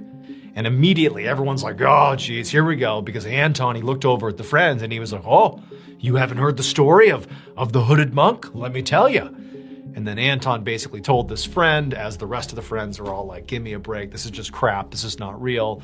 But Anton would tell this person, this newbie, that when he took ownership of this huge castle, he was told that everything's fine, except there's one bedroom upstairs that's totally off limits because apparently it is haunted by a hooded monk, an evil hooded monk that sort of patrols this room. And Anton told this friend that he actually had never gone in that bedroom because he believed the story was true, that maybe, just maybe, there really was a malevolent spirit, a hooded monk figure that was in there. And also, he had tons of bedrooms in his castle. He didn't need to go in there, but, right above us is that off-limits bedroom, and so maybe that creak we heard was the monk. Now, again, basically everybody in the room knew this story because Anton loved to tell the story of how his castle was haunted. But that's all it ever was. It was just some story that Anton told. But this friend, when they heard this from Anton, their reaction was, wait a minute, you have a bedroom in this castle that you own that you literally haven't gone inside of because there's a ghost in there? Are you kidding me? You literally haven't gone in that room for that reason? And as they said it out loud, all of Anton's other friends sort of picked up on how cowardly it seemed for Anton to have never gone in. Suddenly this story just made it seem like Anton was just kind of a coward. And everybody just piled on. They're like, yeah, Anton, why haven't you gone in there? Come on, man, this is your castle. Go in that bedroom. And before long, Anton was no longer happy to be talking about the story. He was like, oh yeah, just forget about it, guys. Let's get back to our game. But nobody would let it go until finally they dared him hey, not only should you go in there, but tonight, you should stay the night in that bedroom to show us that you're really not afraid. And eventually, because Anton was so drunk and he was sort of standing up for his pride, he finally said, fine, fine. I'll go in there and I'll spend the night. Fine, I'll show you that this is just a story. It's no big deal. Now, after Anton loosely agreed to this, he likely thought that, the guys will forget about this and we'll go back to playing cards. And by the end of the night, nobody's going to make sure I really go into that bedroom tonight. They're going to forget about this. But no, the friends would not let this go. And at the end of the night, when they had kind of wound down their card game and everybody was feeling pretty tired, they all were like, okay, Anton, we're going to walk you up to your bedroom to make sure you sleep inside of that haunted room. And because Anton had already publicly declared that he wasn't afraid and he would do it, he was like, okay, let's go. And so the group, with Anton in the lead, they left the sitting room and they went up the stairs to the second floor and they go down the hallway to the bedroom where supposedly, this hooded monk ghost resided. And the door, it wasn't barred up or anything, but again, Anton had never been in there, but he had grabbed the key. And Anton, he goes up and he sort of nervously unlocks the door. And then before pushing it open, he turns and looks at his friends and he's like, all right, I'm going in, trying to see if they really wanted him to do it. And all his friends are sort of looking at him sort of hesitantly, but they're like, yeah, go inside, go, do it. And Anton's like, all right. He pushes the door open and he and his friends, they all look inside. For the first time, Anton is now laying eyes on the inside of this bedroom. And really, there was not much to see. I mean, it was a bedroom and there was old furniture in there that looked like it had been there for hundreds of years, covered in dust, and there's cobwebs everywhere, but it basically just looked like a really old bedroom that nobody used. And so his friends are like, all right, Anton, get in there. And Anton's like, all right, I'll see you in the morning. And he goes inside the room and he shuts the door. And then the friends, they all walked back down the hall, went into their respective bedrooms where they were sleeping, and everybody went to bed. Several hours later, in the middle of the night, as all the friends are all asleep, there's this sudden, extremely loud, blood-curdling scream that appeared to be coming from the bedroom where Anton was, inside the haunted room. And so the friends, they jump out of bed, they run into the hallway, they go down the hall, and they get to the door and they try to open it, the room that Anton's in, but it's locked. And they start banging on the door, yelling, "Anton, are you okay? Are you okay?" Because even though they had put him up to this, they had dared him to do this, they didn't really think there was any risk, but at the same time, maybe there was something bad in there, so they're worried. They're worried about Anton. They want to make sure he's okay. But after pounding and yelling on the door, there was no response. The haunted bedroom where Anton was completely silent. And the friends, they all kind of exchanged worried glances, and they're like, "We got to get in there. We got to make sure he's okay. Something just feels wrong. That scream, that's somebody in danger. Like Anton could be hurt here." And so they began smashing this door, ramming into it, until finally they literally blew the door off its hinges. And when they looked into the room and saw what was going on, they couldn't believe it. When Anton went into the bedroom to spend the night, his friends would recall hearing the sound of him turning the key and locking the bedroom door behind him. So Anton is in this haunted bedroom and he's locked inside, and there's no other way in or out of this bedroom. So he is in there totally alone and he's locked the door. So keep that in mind. So now, a few hours later, after hearing the scream, the friends blow the door open, literally knock it off its hinges because it was locked, and they find Anton.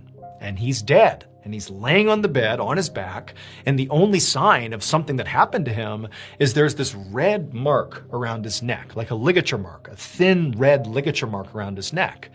But there's no rope or line anywhere in the room. There's no sign of a struggle. There's nothing else really in this room except for Anton. And he's just inexplicably dead with this mark on his neck. Authorities got involved and they searched the room top to bottom, and they never found any rope or any line, nothing that could have left those marks on his neck. And they also did an autopsy on Anton, but they couldn't figure out what his cause of death was. So just the fact that Anton died in this really inexplicable way in a bedroom that he claimed was haunted is pretty mysterious. But it becomes even more mysterious when you consider the whole story about this ghost that haunted this castle. So Anton, when he would typically tell the story, would just basically say, well, there's this evil hooded monk that is upstairs in one of the bedrooms, and that's why I don't go in it. And that's kind of the whole story. But that's not the whole story. That's just kind of the version that Anton would tell. The whole story was, this castle has been haunted for hundreds of years. There is an evil monk that lives in that bedroom upstairs, and if you go in there, the evil monk will kill you by strangling you with a thin rope. That's the story. And so it really makes you wonder, because to this day, nobody knows how Anton Holberg died alone in that locked bedroom after seemingly being strangled by a rope that didn't exist. We like to think that when someone dies, that is the end of their story. They take their secrets to the grave, buried under 6 feet of heavy dirt. We find comfort in the idea that the dead rest in peace. But what happens when the grave refuses to keep those secrets hidden? What happens when the victim is the only witness to their own murder, and they find a terrifying way to testify from beyond the veil to ensure justice is served? In the deep, isolated rolling hills of Greenbrier County, West Virginia, back in the late 19th century, a young and vibrant woman named Zona Heister died under deeply mysterious circumstances. Her husband was charming and seemingly devastated. Her death was quickly labeled natural by an inexperienced doctor, and she was buried with suspicious haste in the frozen winter ground. It should have ended right there. Zona should have become just another forgotten name on a weathered tombstone in a rural cemetery. But Zona Heister had a story to tell, a brutal, horrifying story of her final moments on Earth, and she was not going to let a little thing like death stop her from telling it to the one person who would listen. Before we begin, tell me, where are you watching from? Drop it in the comments. Our story centers around a young woman named Elva Zona Heister. In 1896, life in rural West Virginia was incredibly isolating. Communities were small, everyone knew everyone else's business, and outsiders were viewed with a healthy dose of suspicion. Zona was known in her community as a spirited, somewhat headstrong young woman. She had already had one child out of wedlock back in 1895, which in those days was a significant social scandal. Then a drifter rolled into town. His name was Erasmus Stribling Trout Shue. Everyone just called him Trout. He was a blacksmith by trade, a powerfully built man who was charming, smooth-talking, and seemed to have a way with the ladies. He had a mysterious past that he didn't talk about much, but his charisma was enough to make people overlook the fact that he was a stranger. Trout took an immediate interest in Zona. Despite the stern warnings of Zona's mother, Mary Jane Heaster, who instinctively felt there was something dark lurking behind Trout's smiling eyes, Zona fell hard for the blacksmith. Mary Jane later said she felt a deep, inexplicable dread the moment she met him, the kind of mother's intuition that rarely misses the mark. But Zona wouldn't listen. They were married in October of 1896, not long after they met. They moved into a small, two-story house near the local grist mill where Trout worked. For a few months, things seemed relatively quiet on the surface, but the isolation of their home meant that no one really knew what was happening behind closed doors. On January 23, 1897, a bitter winter day, Trout Shue went to work at the blacksmith shop. Around midday, he asked a young neighborhood boy named Andy Jones if he would run over to the shoe house and see if Zona needed anything from the store. He said she hadn't been feeling well that morning. The young boy trudged through the snow to the house. He knocked on the door, but there was no answer. He tried the knob, and it was unlocked. He stepped inside, calling out for Mrs. Shue. The house was painfully silent. He walked through the front room toward the stairs leading to the second floor. There, lying at the foot of the stairs, was Zona. She was stretched out perfectly straight on the floor, her feet together, one hand across her chest. Her head was tilted awkwardly to one side. The boy ran to her, thinking she had just fallen. But when he got close, he saw the fixed stare of her open eyes. Zona was stone dead. Terrified, the boy ran back to the blacksmith shop to tell Trout. According to witnesses, Trout didn't seem shocked.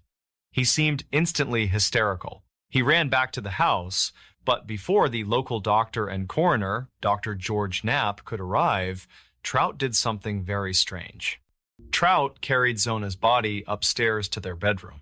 By the time Dr. Knapp got there, about an hour later, Trout had already washed the body and dressed Zona in her absolute best Sunday clothes.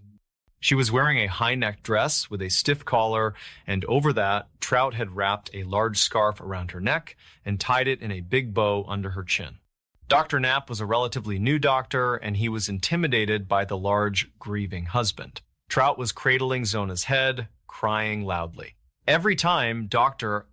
Knapp tried to examine Zona's neck or head to check for injuries from the apparent fall down the stairs, Trout would physically push his hands away. He sobbed that her neck was too sensitive and he couldn't bear for anyone to touch her. Intimidated and not wanting to cause more distress, Dr. Knapp did only a cursory exam of the rest of her body. Finding nothing obvious and taking the husband's word that she had been unwell, Dr. Knapp officially listed the cause of death as an everlasting faint, which was old-time medical speak for a heart attack or sudden cardiac arrest. The funeral took place the very next day. It was rushed, even for those days. Trout Shue's behavior during the wake and funeral went from strange to downright bizarre. He was manic. He paced back and forth by the open casket. He wouldn't let anyone get too close to Zona. He had placed a small pillow on one side of her head and a rolled-up cloth on the other, insisting it was to make her rest easier. He kept fussing with that large scarf around her neck, tightening it and adjusting the bow. At one point, he famously said to the mourners that Zona was much better off now than she ever was in life. Zona's mother, Mary Jane Heaster, watched all of this with a burning suspicion. She knew in her gut her daughter hadn't just died of a faint. She noticed how quickly Trout wanted Zona in the ground. She noticed how he guarded the body. After the body was removed from the house for burial, Mary Jane took the sheet that had been inside the coffin. She tried to wash it, and something terrifying happened. The water in the basin turned entirely red, as if it were blood. Yet when she pulled the sheet out, there was no stain on it. But the water smelled metallic and foul. To Mary Jane, this was a sign from God that something evil had happened. Zona was buried in the Souls Chapel Cemetery. Trout immediately began acting like a man without a care in the world, which only fueled Mary Jane's fury. Every night for weeks, Mary Jane prayed. She prayed fervently, desperately asking God to reveal the truth about what happened to her daughter. She asked for a sign. She asked for justice. 4 weeks after the funeral, Mary Jane got her answer. It started on a cold February night. Mary Jane was in bed when she woke up to a strange light filling her room. It wasn't moonlight or lamplight. It was a cold, piercing white light. As her eyes adjusted, she saw a figure standing at the foot of her bed. It was Zona. But it wasn't the Zona she knew in life. This figure was pale, almost translucent, and radiating an intense coldness that made Mary Jane shiver under her heavy quilts. The ghost of Zona began to speak, but not with her voice. It was as if the words were being placed directly into Mary Jane's mind. For 4 consecutive nights, the ghost of Zona Heaster visited her mother. On the first few nights, the ghost recounted the abuse she had suffered at the hands of Trout Shue. She talked about his violent temper, how he would snap over the smallest things. She revealed that he had been married twice before. His first wife had divorced him on grounds of extreme cruelty. His second wife had died under mysterious circumstances, allegedly from falling off a haystack, but the ghost intimated it was murder. On the 4th and final night, the ghost revealed the gruesome details of her own death. She told her mother that on the day she died, Trout had come home for lunch. He was in a foul mood because she hadn't cooked any meat for his meal. An argument started. Trout, in a blind rage, grabbed her by the throat. The ghost described the crushing pressure of his massive hands. She couldn't breathe. She tried to fight back, but he was too strong.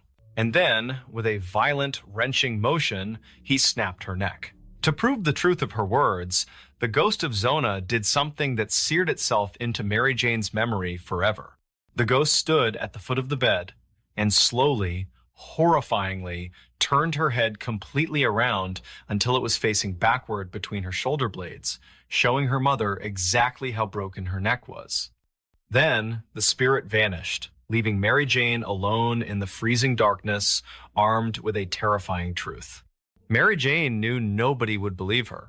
A ghost story wouldn't hold up in court, but she was a mother possessed by a need for justice. She went to the local prosecutor, a man named John Alfred Preston. You can imagine how that conversation went. An older woman from the hills comes into a prosecutor's office claiming her dead daughter's ghost solved her own murder. Preston was skeptical. He tried to gently dismiss her. But Mary Jane was relentless. She was articulate, she was specific, and her conviction was unshakable. She recounted details that only someone who was there could know. She talked about the bruise on Zona's neck that Trout had covered with the scarf. She talked about the specific vertebrae that were broken. Preston, against his better judgment, started poking around. He talked to Dr. Knapp, who admitted he hadn't really done a thorough exam because Trout was being so aggressive. He talked to neighbors who had heard yelling from the house. The rumors in town were already swirling about Trout's strange behavior at the funeral. Facing mounting pressure from the community and the undeniable intensity of Mary Jane's testimony, Prosecutor Preston made a bold move. He ordered Zona's body to be exhumed. On February 22nd, 1897, in the dead of winter, a group of men dug up Zona's coffin. Trout Shue was forced to be there. Witnesses said he complained the entire time, saying it was disrespectful and unnecessary. They took the coffin to a nearby one-room schoolhouse to perform the autopsy. Dr. Knapp was there, along with 2 other more experienced physicians. They opened the casket. Zona's body was remarkably well preserved due to the freezing temperatures. And just as the ghost had told her mother, when they removed the high-collared dress and the large scarf that Trout had insisted on, they found distinct finger marks and bruising on her neck. But the real proof came when the doctors examined her spine. The autopsy report stated that Zona's neck had been broken between the first and second vertebrae. The ligaments were completely torn and the windpipe had been crushed. It was a catastrophic injury. The doctors concluded unanimously that this could not have happened from a simple fall down the stairs. It was a violent, manual strangulation that resulted in a broken neck. The ghost had told the truth. Trout Shue was immediately arrested and charged with murder. The trial took place in late June of 1897, and it was an absolute sensation. People traveled for miles to pack the courthouse. It was the O.J. Simpson trial of the 19th century in West Virginia. The prosecution's case was entirely circumstantial, except for one key witness, Mary Jane Heaster. When she took the stand, the defense attorney tried to tear her apart. He ridiculed her. He asked her if she believed in ghosts, trying to make her look like a hysterical, superstitious backwoods woman. But Mary Jane stood her ground. Her testimony was riveting. She recounted the 4 nights of visitation in unwavering detail. She didn't stumble. She didn't contradict herself. She looked the jury in the eye and told them exactly what her daughter's spirit had told her. The defense attorney made a fatal mistake. He asked her a question meant to trap her. "Mrs. Heaster, are you telling this jury that my client, Mr. Shue, is guilty of murder solely because a ghost told you so?" Mary Jane replied with chilling composure, "I am telling this jury that the doctors found my daughter's neck broken exactly as her spirit told me it was. The ghost told me the truth when the living man told me lies." The jury was out for only a little over an hour. They returned a verdict of guilty. Because the evidence was largely circumstantial and based on ghost testimony, they didn't give him the death penalty. Trout Shue was sentenced to life in prison at the West Virginia State Penitentiary in Moundsville. Trout didn't last long in prison. He died 3 years later, in 1900, during a measles epidemic. He was buried in an unmarked grave in the prison cemetery. Zona Heaster Shue was finally laid to rest in peace. Her tombstone stands today in the Souls Chapel Cemetery, and if you go there, you will see a metal plaque erected by the state of West Virginia. It reads in part, "Interred in nearby cemetery is Zona Heaster Shue." Her death in 1897 was presumed natural until her spirit appeared to her mother to describe how she was killed by her husband Edward. Autopsy on the exhumed body verified the apparition's account. Edward, found guilty of murder, was sentenced to the state prison.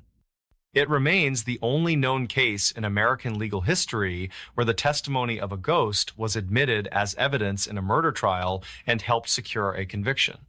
This story serves as a chilling reminder that nothing in this life is truly hidden forever. We may think we can bury our misdeeds in the dark earth, cover them with lies, and move on as if nothing happened. But truth has a powerful way of clawing its way to the surface, sometimes in ways we cannot rationally explain. There is an ultimate accountability that no human being can escape.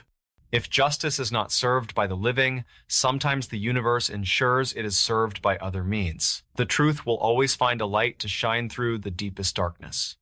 All right, that brings us to the end of that story. However, I have another one lined up that is every bit as gripping as the last, so make sure you stick around until the end.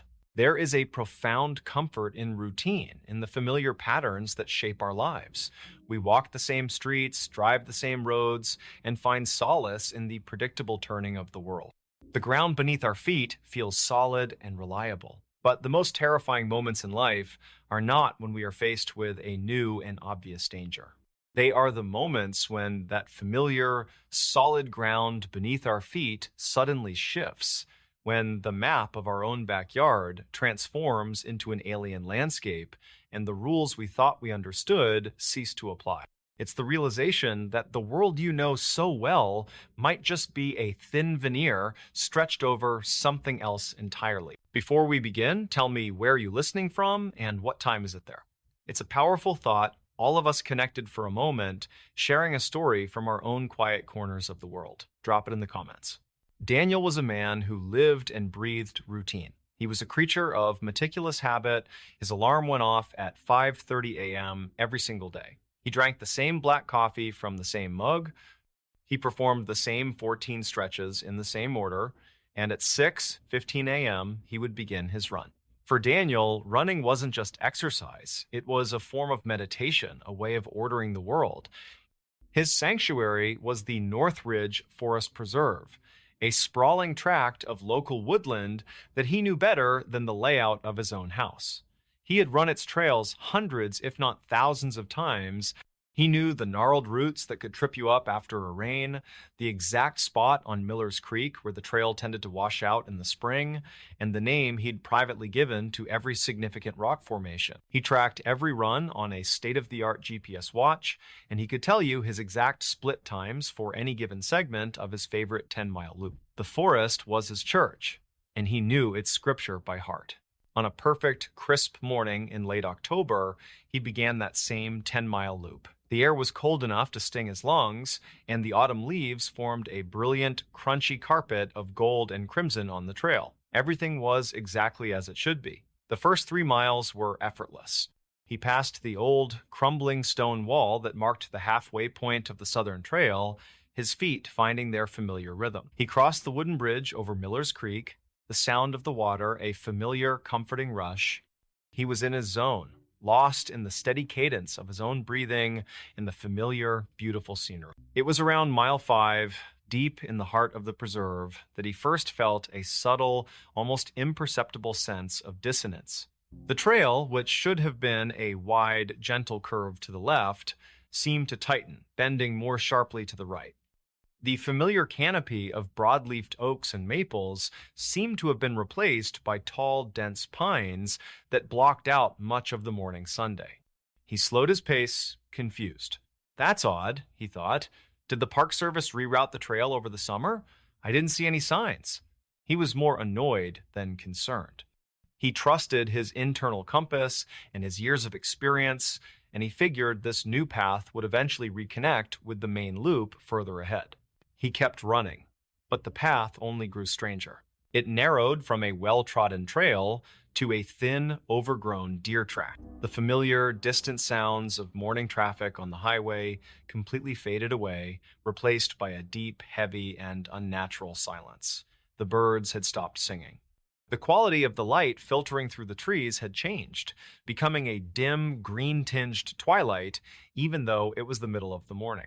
A genuine sense of unease finally began to prickle at the edges of his confidence. After another few minutes of running through this strange, silent section of woods, he stopped. This was stupid. He wasn't going to get lost in his own forest. He would just turn around, retrace his steps, and get back to the familiar path.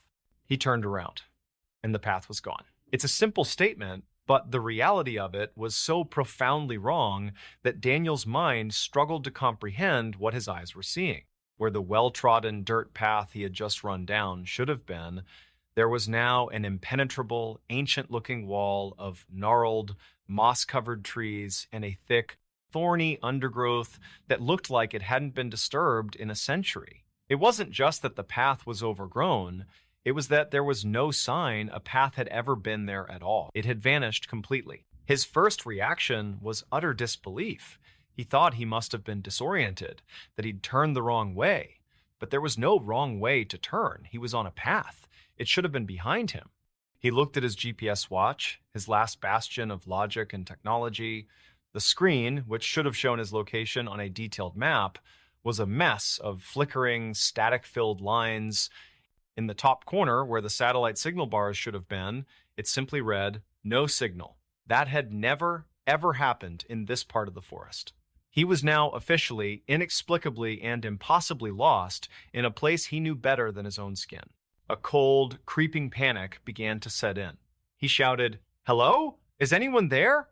But the sound was swallowed by the dense, silent woods, which seemed to press in on him from all sides. He tried to force his way through the undergrowth where the path was supposed to be, but the thorns tore at his clothes and skin. It was no use. He was trapped. And it was in that moment of peak panic that he heard the new sound. It wasn't a whisper. It was the sound of breathing. It was slow, heavy, and rhythmic. A wet, labored sound, like the respiration of a massive animal, yet it felt controlled and intelligent. It was a sound that carried a sense of immense weight and presence. It wasn't coming from a specific direction. It seemed to be coming from all around him, a bass note vibrating through the very air. He spun around, his eyes darting into the dark woods. He saw nothing. He took a hesitant step to his left, and the sound seemed to shift, so it was now directly behind him again. He whipped his head back. Nothing. The sound was always at his back, always just beyond the edge of his vision. Logic and reason evaporated, replaced by a pure primal terror. He abandoned all sense of direction and simply ran. He plunged into the unfamiliar forest, away from the breathing, his only goal to escape the unseen thing that was shadowing him. Branches whipped and scratched at his face and arms. His lungs burned. He ran blindly, stumbling over unseen roots, his heart hammering a frantic, terrified rhythm against his ribs. The forest became a waking nightmare, a shifting labyrinth of identical, menacing trees, the horrifying sound of the slow, heavy breathing always just a few paces behind him. He ran for what felt like an eternity, convinced he was going to collapse and be consumed by the suffocating woods. Just as his vision started to blur and his legs gave way, he burst out of a thicket of trees and stumbled, falling hard onto a familiar patch of ground. He looked up, his chest heaving. He was on the main trail. 20 feet away was the old, crumbling stone wall. He was less than a mile from the parking lot. He scrambled to his feet and looked back the way he had come. Behind him was just the normal, peaceful, sun-dappled autumn forest he had always known. The dark, silent, unfamiliar section of woods was gone, as if it had been nothing more than a bad dream. Daniel never ran in that forest again. The experience shattered his orderly, predictable world. He couldn't explain what happened. Was it a momentary lapse in sanity, a waking hallucination brought on by exhaustion? Or did he, for a few terrifying minutes, step off the known path and into a different place entirely, a place that lives unseen alongside our own, a place that is alive and aware and breathes? He may have escaped, but he was left with the horrifying knowledge that the familiar ground you stand on might not be as solid or as safe as you think. There is a specific kind of darkness that hangs over London when the fog rolls in off the Thames. It is a thick, heavy blanket that muffles sound and distorts light, making the modern city feel like it has slipped back in time. In the northern part of this sprawling metropolis sits a place that seems to have been forgotten by the 20th century. It is a place of crumbling stone and tangled roots, a city of the dead that covers 37 acres of steep hillside. This is Highgate Cemetery. Today, if you visit Highgate, you will find a manicured tourist attraction where you must pay admission to see the graves of famous philosophers and writers. But if you could travel back in time to the late 1960s and early 1970s, you would not find a tourist attraction. You would find a nightmare. Back then, Highgate was a ruin. It was a Gothic wilderness where the tombs had been cracked open by tree roots and the vaults had been looted by vandals. It was a place where the sun seemed to struggle to reach the ground. And in this decaying necropolis, something strange began to happen. A hysteria took root in the minds of the local people, a fear so primal and so intense that it caused thousands of ordinary citizens to grab wooden stakes and hammers and hunt for a monster. This is not a story from the Middle Ages. This happened in the age of rock and roll and space travel. It is a story about a vampire, but not the kind you see in movies. The real monster in this story was not the thing sleeping in the coffin. The real monster was the madness that woke up in the city. Before we begin, tell me, where are you watching from? Drop it in the comments. To truly understand the terror that gripped London, we have to set the scene. Highgate Cemetery was built in 1839 during the height of the Victorian era. The Victorians had a strange obsession with death. They built their cemeteries to be grand, magnificent places filled with Egyptian avenues and circle of Lebanon cedar trees and massive stone mausoleums that looked like small houses. It was the place to be buried if you were wealthy and important. But as the decades passed, the money ran out. By the time the 1960s arrived, the company that owned the cemetery was bankrupt. The gates were left rusted and broken, the walls were crumbling, the forest took over. It became a dense jungle where the ivy grew so thick it completely covered the statues of angels and weeping women. It became a playground for the darker side of London. Occultists and amateur Satanists began breaking in at night to hold rituals in the open crypts. They would draw pentagrams on the floor and chant in languages they did not understand. And perhaps in their ignorance, they invited something in. Or perhaps they just set the stage for the public imagination to run wild. The trouble began in the autumn of 1969. It started as a whisper among the people who lived in the Victorian terraced houses that lined the edges of the cemetery. The locals began to notice a change in the atmosphere. It was not just that the cemetery was creepy, it was that it felt occupied. People walking down Swains Lane, which is a steep, narrow road that runs directly between the two halves of the cemetery, began to report terrifying encounters. One evening, a man was walking his dog past the cemetery gates. It was around 11 p.m. and the street was deserted. The fog was clinging to the cobblestones. Suddenly, his dog, a large retriever that was usually fearless, stopped dead in its tracks. The hair on the dog's back stood straight up, and it let out a low, guttural growl that the man had never heard before. The man looked toward the cemetery gate. Standing there behind the rusted iron bars was a figure. It was incredibly tall, perhaps 7 feet in height. It was dressed in dark clothing that looked like a long cloak, but it was the face that froze the man's blood. He described it as having a deathly white complexion, but the features were blurred, as if the face was not quite solid. The only thing that was sharp and clear were the eyes, 2 burning hypnotic points of light that seemed to drill into his mind. The man felt a wave of psychic exhaustion wash over him, as if his energy was being drained away by the mere presence of the entity. He managed to drag his whimpering dog away and run down the hill, but the feeling of being watched never left him. This was not an isolated incident. Another witness, a respectable accountant, was walking home late one night when he lost track of time. He claimed that he suddenly found himself standing in front of the gate, unable to move, paralyzed by a force he could not see. He stood there for what felt like hours, staring into the darkness, until suddenly the spell broke and he ran home in a panic. Couples who used the dark lane for privacy reported seeing a dark shape that did not walk, but glided inches above the ground, drifting through the solid iron gates as if they were made of smoke. Then the physical evidence began to appear. And this is where the story takes a turn from a ghost story to something more visceral. People began finding dead animals in the area. Foxes were the most common victims. Highgate was full of foxes, but these ones were not killed by cars or dogs. Their bodies were found lying on the paths inside the cemetery or in the gardens of nearby houses. When the bodies were examined, there were no signs of external trauma, no broken bones, no gashes, but there was a throat wound, and the bodies were completely drained of blood. It was as if something had fed on them. On February 6, 1970, the dam broke. The local newspaper, the Hampstead and Highgate Express, published a letter from a reader. The writer described seeing a gray figure flitting among the graves and asked if anyone else had seen it. The response was overwhelming. The newspaper office was inundated with letters. Everyone seemed to have a story. The fear that had been bubbling under the surface exploded into the public consciousness. Into this volatile mix stepped 2 men who would become the architects of the hysteria.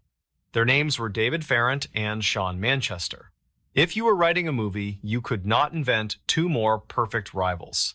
David Farrant was a dark, brooding figure. He was a local Wiccan and occultist who spent his nights exploring the cemetery. He told the press that the entity was a dark leyline force, a gathering of negative energy caused by the satanic rituals. He claimed to have seen the creature up close, describing it as having eyes that burned like coals. He was mysterious and spoke in riddles. Sean Manchester was the opposite. He was theatrical, loud, and charismatic. He claimed to be a bishop of the Old Catholic Church and a professional vampire hunter. When the reports of the bloodless foxes came out, Manchester went on television and made a shocking declaration. He told the people of London that they were not dealing with a ghost. He said they were dealing with a king vampire of the undead. Manchester spun an elaborate and terrifying backstory. He claimed that in the 18th century, a nobleman from Wallachia, a region in Romania famous for its vampire legends, had traveled to England. This nobleman was a practitioner of the black arts and a vampire. Manchester said that when this nobleman died, his followers brought his body to London and buried him in a secret vault in Highgate. According to Manchester, the modern Satanists who had been performing rituals in the cemetery had accidentally woken him up. Now, the king vampire was hungry, and he was stalking the streets of London. The media went into a frenzy. It was the perfect story. The clash between Farrant and Manchester became a daily soap opera.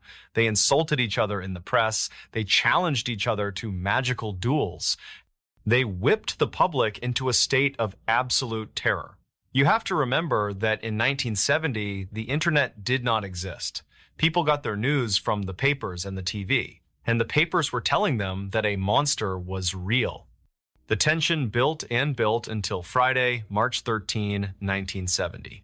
Friday the 13th. Sean Manchester announced to the world that he was going to lead an official vampire hunt that very night. He said he would enter the catacombs, find the vampire's lair, and drive a stake through its heart. He invited the press to witness the deed. He should have kept his mouth shut.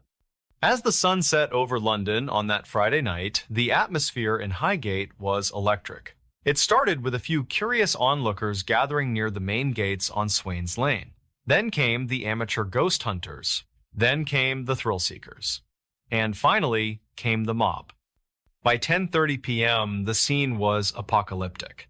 The narrow streets around the cemetery were gridlocked with cars, but it was the people on foot who were truly terrifying. Police estimated that hundreds, if not thousands of people had descended on the cemetery. This was not a peaceful crowd. They were a lynch mob, and they were armed. Imagine looking out your window and seeing thousands of your neighbors marching down the street holding homemade wooden stakes sharpened in their garages. They carried heavy iron crucifixes. They held flaming torches. They had pockets full of garlic and vials of holy water. They were shouting and chanting, demanding blood.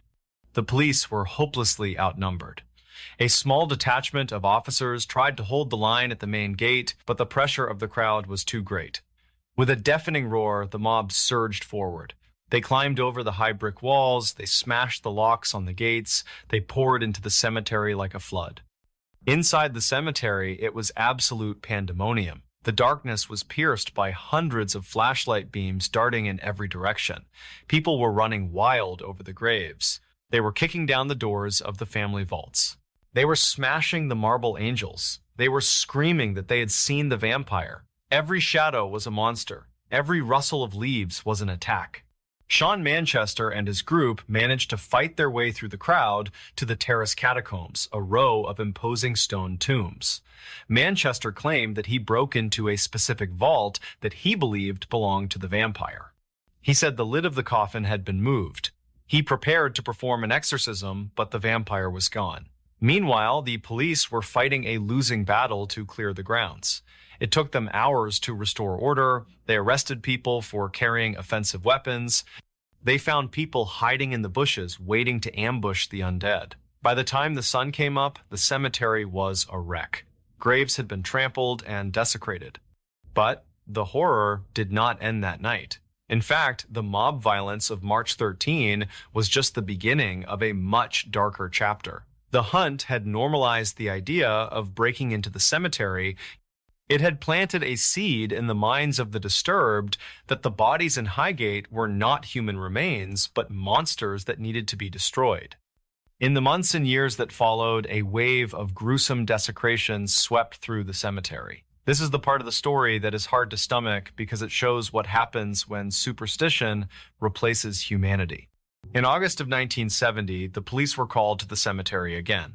Inside one of the mausoleums near the North Gate, they found a scene from a horror movie.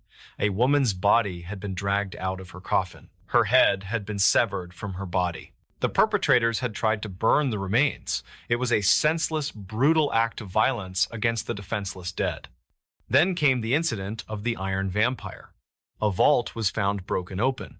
The coffin inside had been smashed. The skeleton within had been subjected to a ritualistic execution. Someone had driven a heavy iron bar through the chest of the corpse, pinning it to the floor of the tomb. They believed they were killing a vampire, but in reality, they were just mutilating the remains of someone's grandfather or grandmother. But the most chilling discovery came 4 years later in 1974. It was a cold, misty morning when a police patrol car was driving through a quiet neighborhood near the cemetery. The officers noticed a car parked strangely on the side of the road. It was unlocked. One of the officers approached the vehicle and shone his flashlight inside. He recoiled in horror.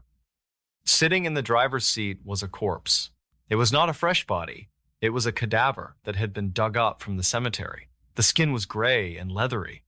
The body had been propped up behind the steering wheel, its hands placed on the wheel as if it were driving, and the head was missing. Someone had gone into the cemetery in the dead of night, opened a grave, dragged the body out, carried it to the street, and staged this macabre scene. Why? Was it a prank? Was it a ritual? Or was it the final act of the vampire hunters proving that they had conquered death? Both David Farrant and Sean Manchester were eventually targeted by the law. Farrant was arrested in 1974. He was found in a churchyard near Highgate at night, carrying a crucifix and a wooden stake. He was eventually charged with damaging memorials and interfering with dead bodies. He was sentenced to prison. In court, he claimed he was being persecuted for his beliefs, but the judge saw it differently. The judge saw a man who had contributed to a hysteria that led to the destruction of a sacred place. Sean Manchester continued to claim victory. He wrote books stating that he had eventually tracked the vampire to a house in nearby Crouch End and destroyed it, but his stories were full of contradictions and impossibilities. The vampire panic eventually faded. The Friends of Highgate Cemetery, a charity organization, took over the management of the grounds. They repaired the walls, locked the gates, and began the slow process of healing the damage. Today, the cemetery is secure, the tombs are sealed, the dead are left in peace. But when you look back at the events of the early 1970s, you have to ask yourself a question. Was there ever a vampire? There is zero scientific evidence to support the existence of a supernatural creature in Highgate. The tall, dark figure was likely a combination of shadows, fog, and the power of suggestion. The dead foxes were likely victims of disease or other predators. These psychic attacks were likely panic attacks induced by fear. However, there was a monster in Highgate, but it was not wearing a cape and fangs. The story of the Highgate vampire is a terrifying case study in mass hysteria. It shows us how quickly the veneer of civilization can crack.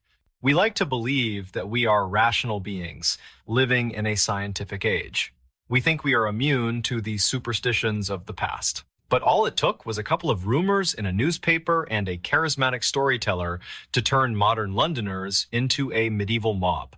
It reveals a dark truth about human nature. When we are afraid, we stop thinking. We look for scapegoats. We look for monsters to kill. And in our quest to destroy the monster, we often become the monster ourselves. There is a profound lesson here that touches on the very core of our humanity. There are 3 principles that could have saved the people of London from this madness. The first is the importance of verification. In an age of rumors and sensationalism, we have a duty to use our intellect. We must verify information before we act on it. The mob that stormed the cemetery did not stop to ask for proof. They acted on emotion. They abandoned their reason. When we stop asking for the truth, we become pawns in someone else's game. The second is the danger of superstition. Fear of the unknown is natural, but when we let that fear dictate our actions, we fall into error. Believing in things without foundation leads to chaos. It clouds our judgment and leads us to see enemies where there are none. And the third and most important lesson is about respect for the dead. The most disturbing part of the story is not the vampire, it is the way the bodies were treated.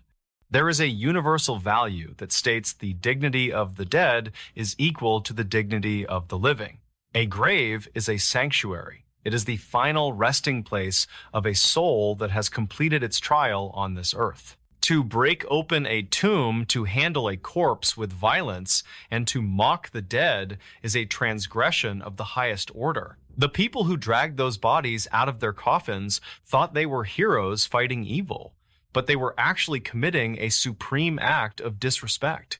They violated the peace that every human being is entitled to after death. The Highgate vampire was a phantom of the mind, but the damage done to the cemetery and the desecration of the bodies was very real. It stands as a monument to what happens when we let fear win. It is a reminder that the dead deserve our protection and our silence. They have moved on to a realm that belongs to the Creator, and it is not our place to disturb them. So the next time you hear a wild rumor or a scary story that seems too incredible to be true, take a moment to pause, use your reason, verify the facts, and remember that the true measure of a society is not how it hunts its monsters, but how it treats its defenseless, both the living and the dead. If you enjoyed this story, please like and share. Stay safe.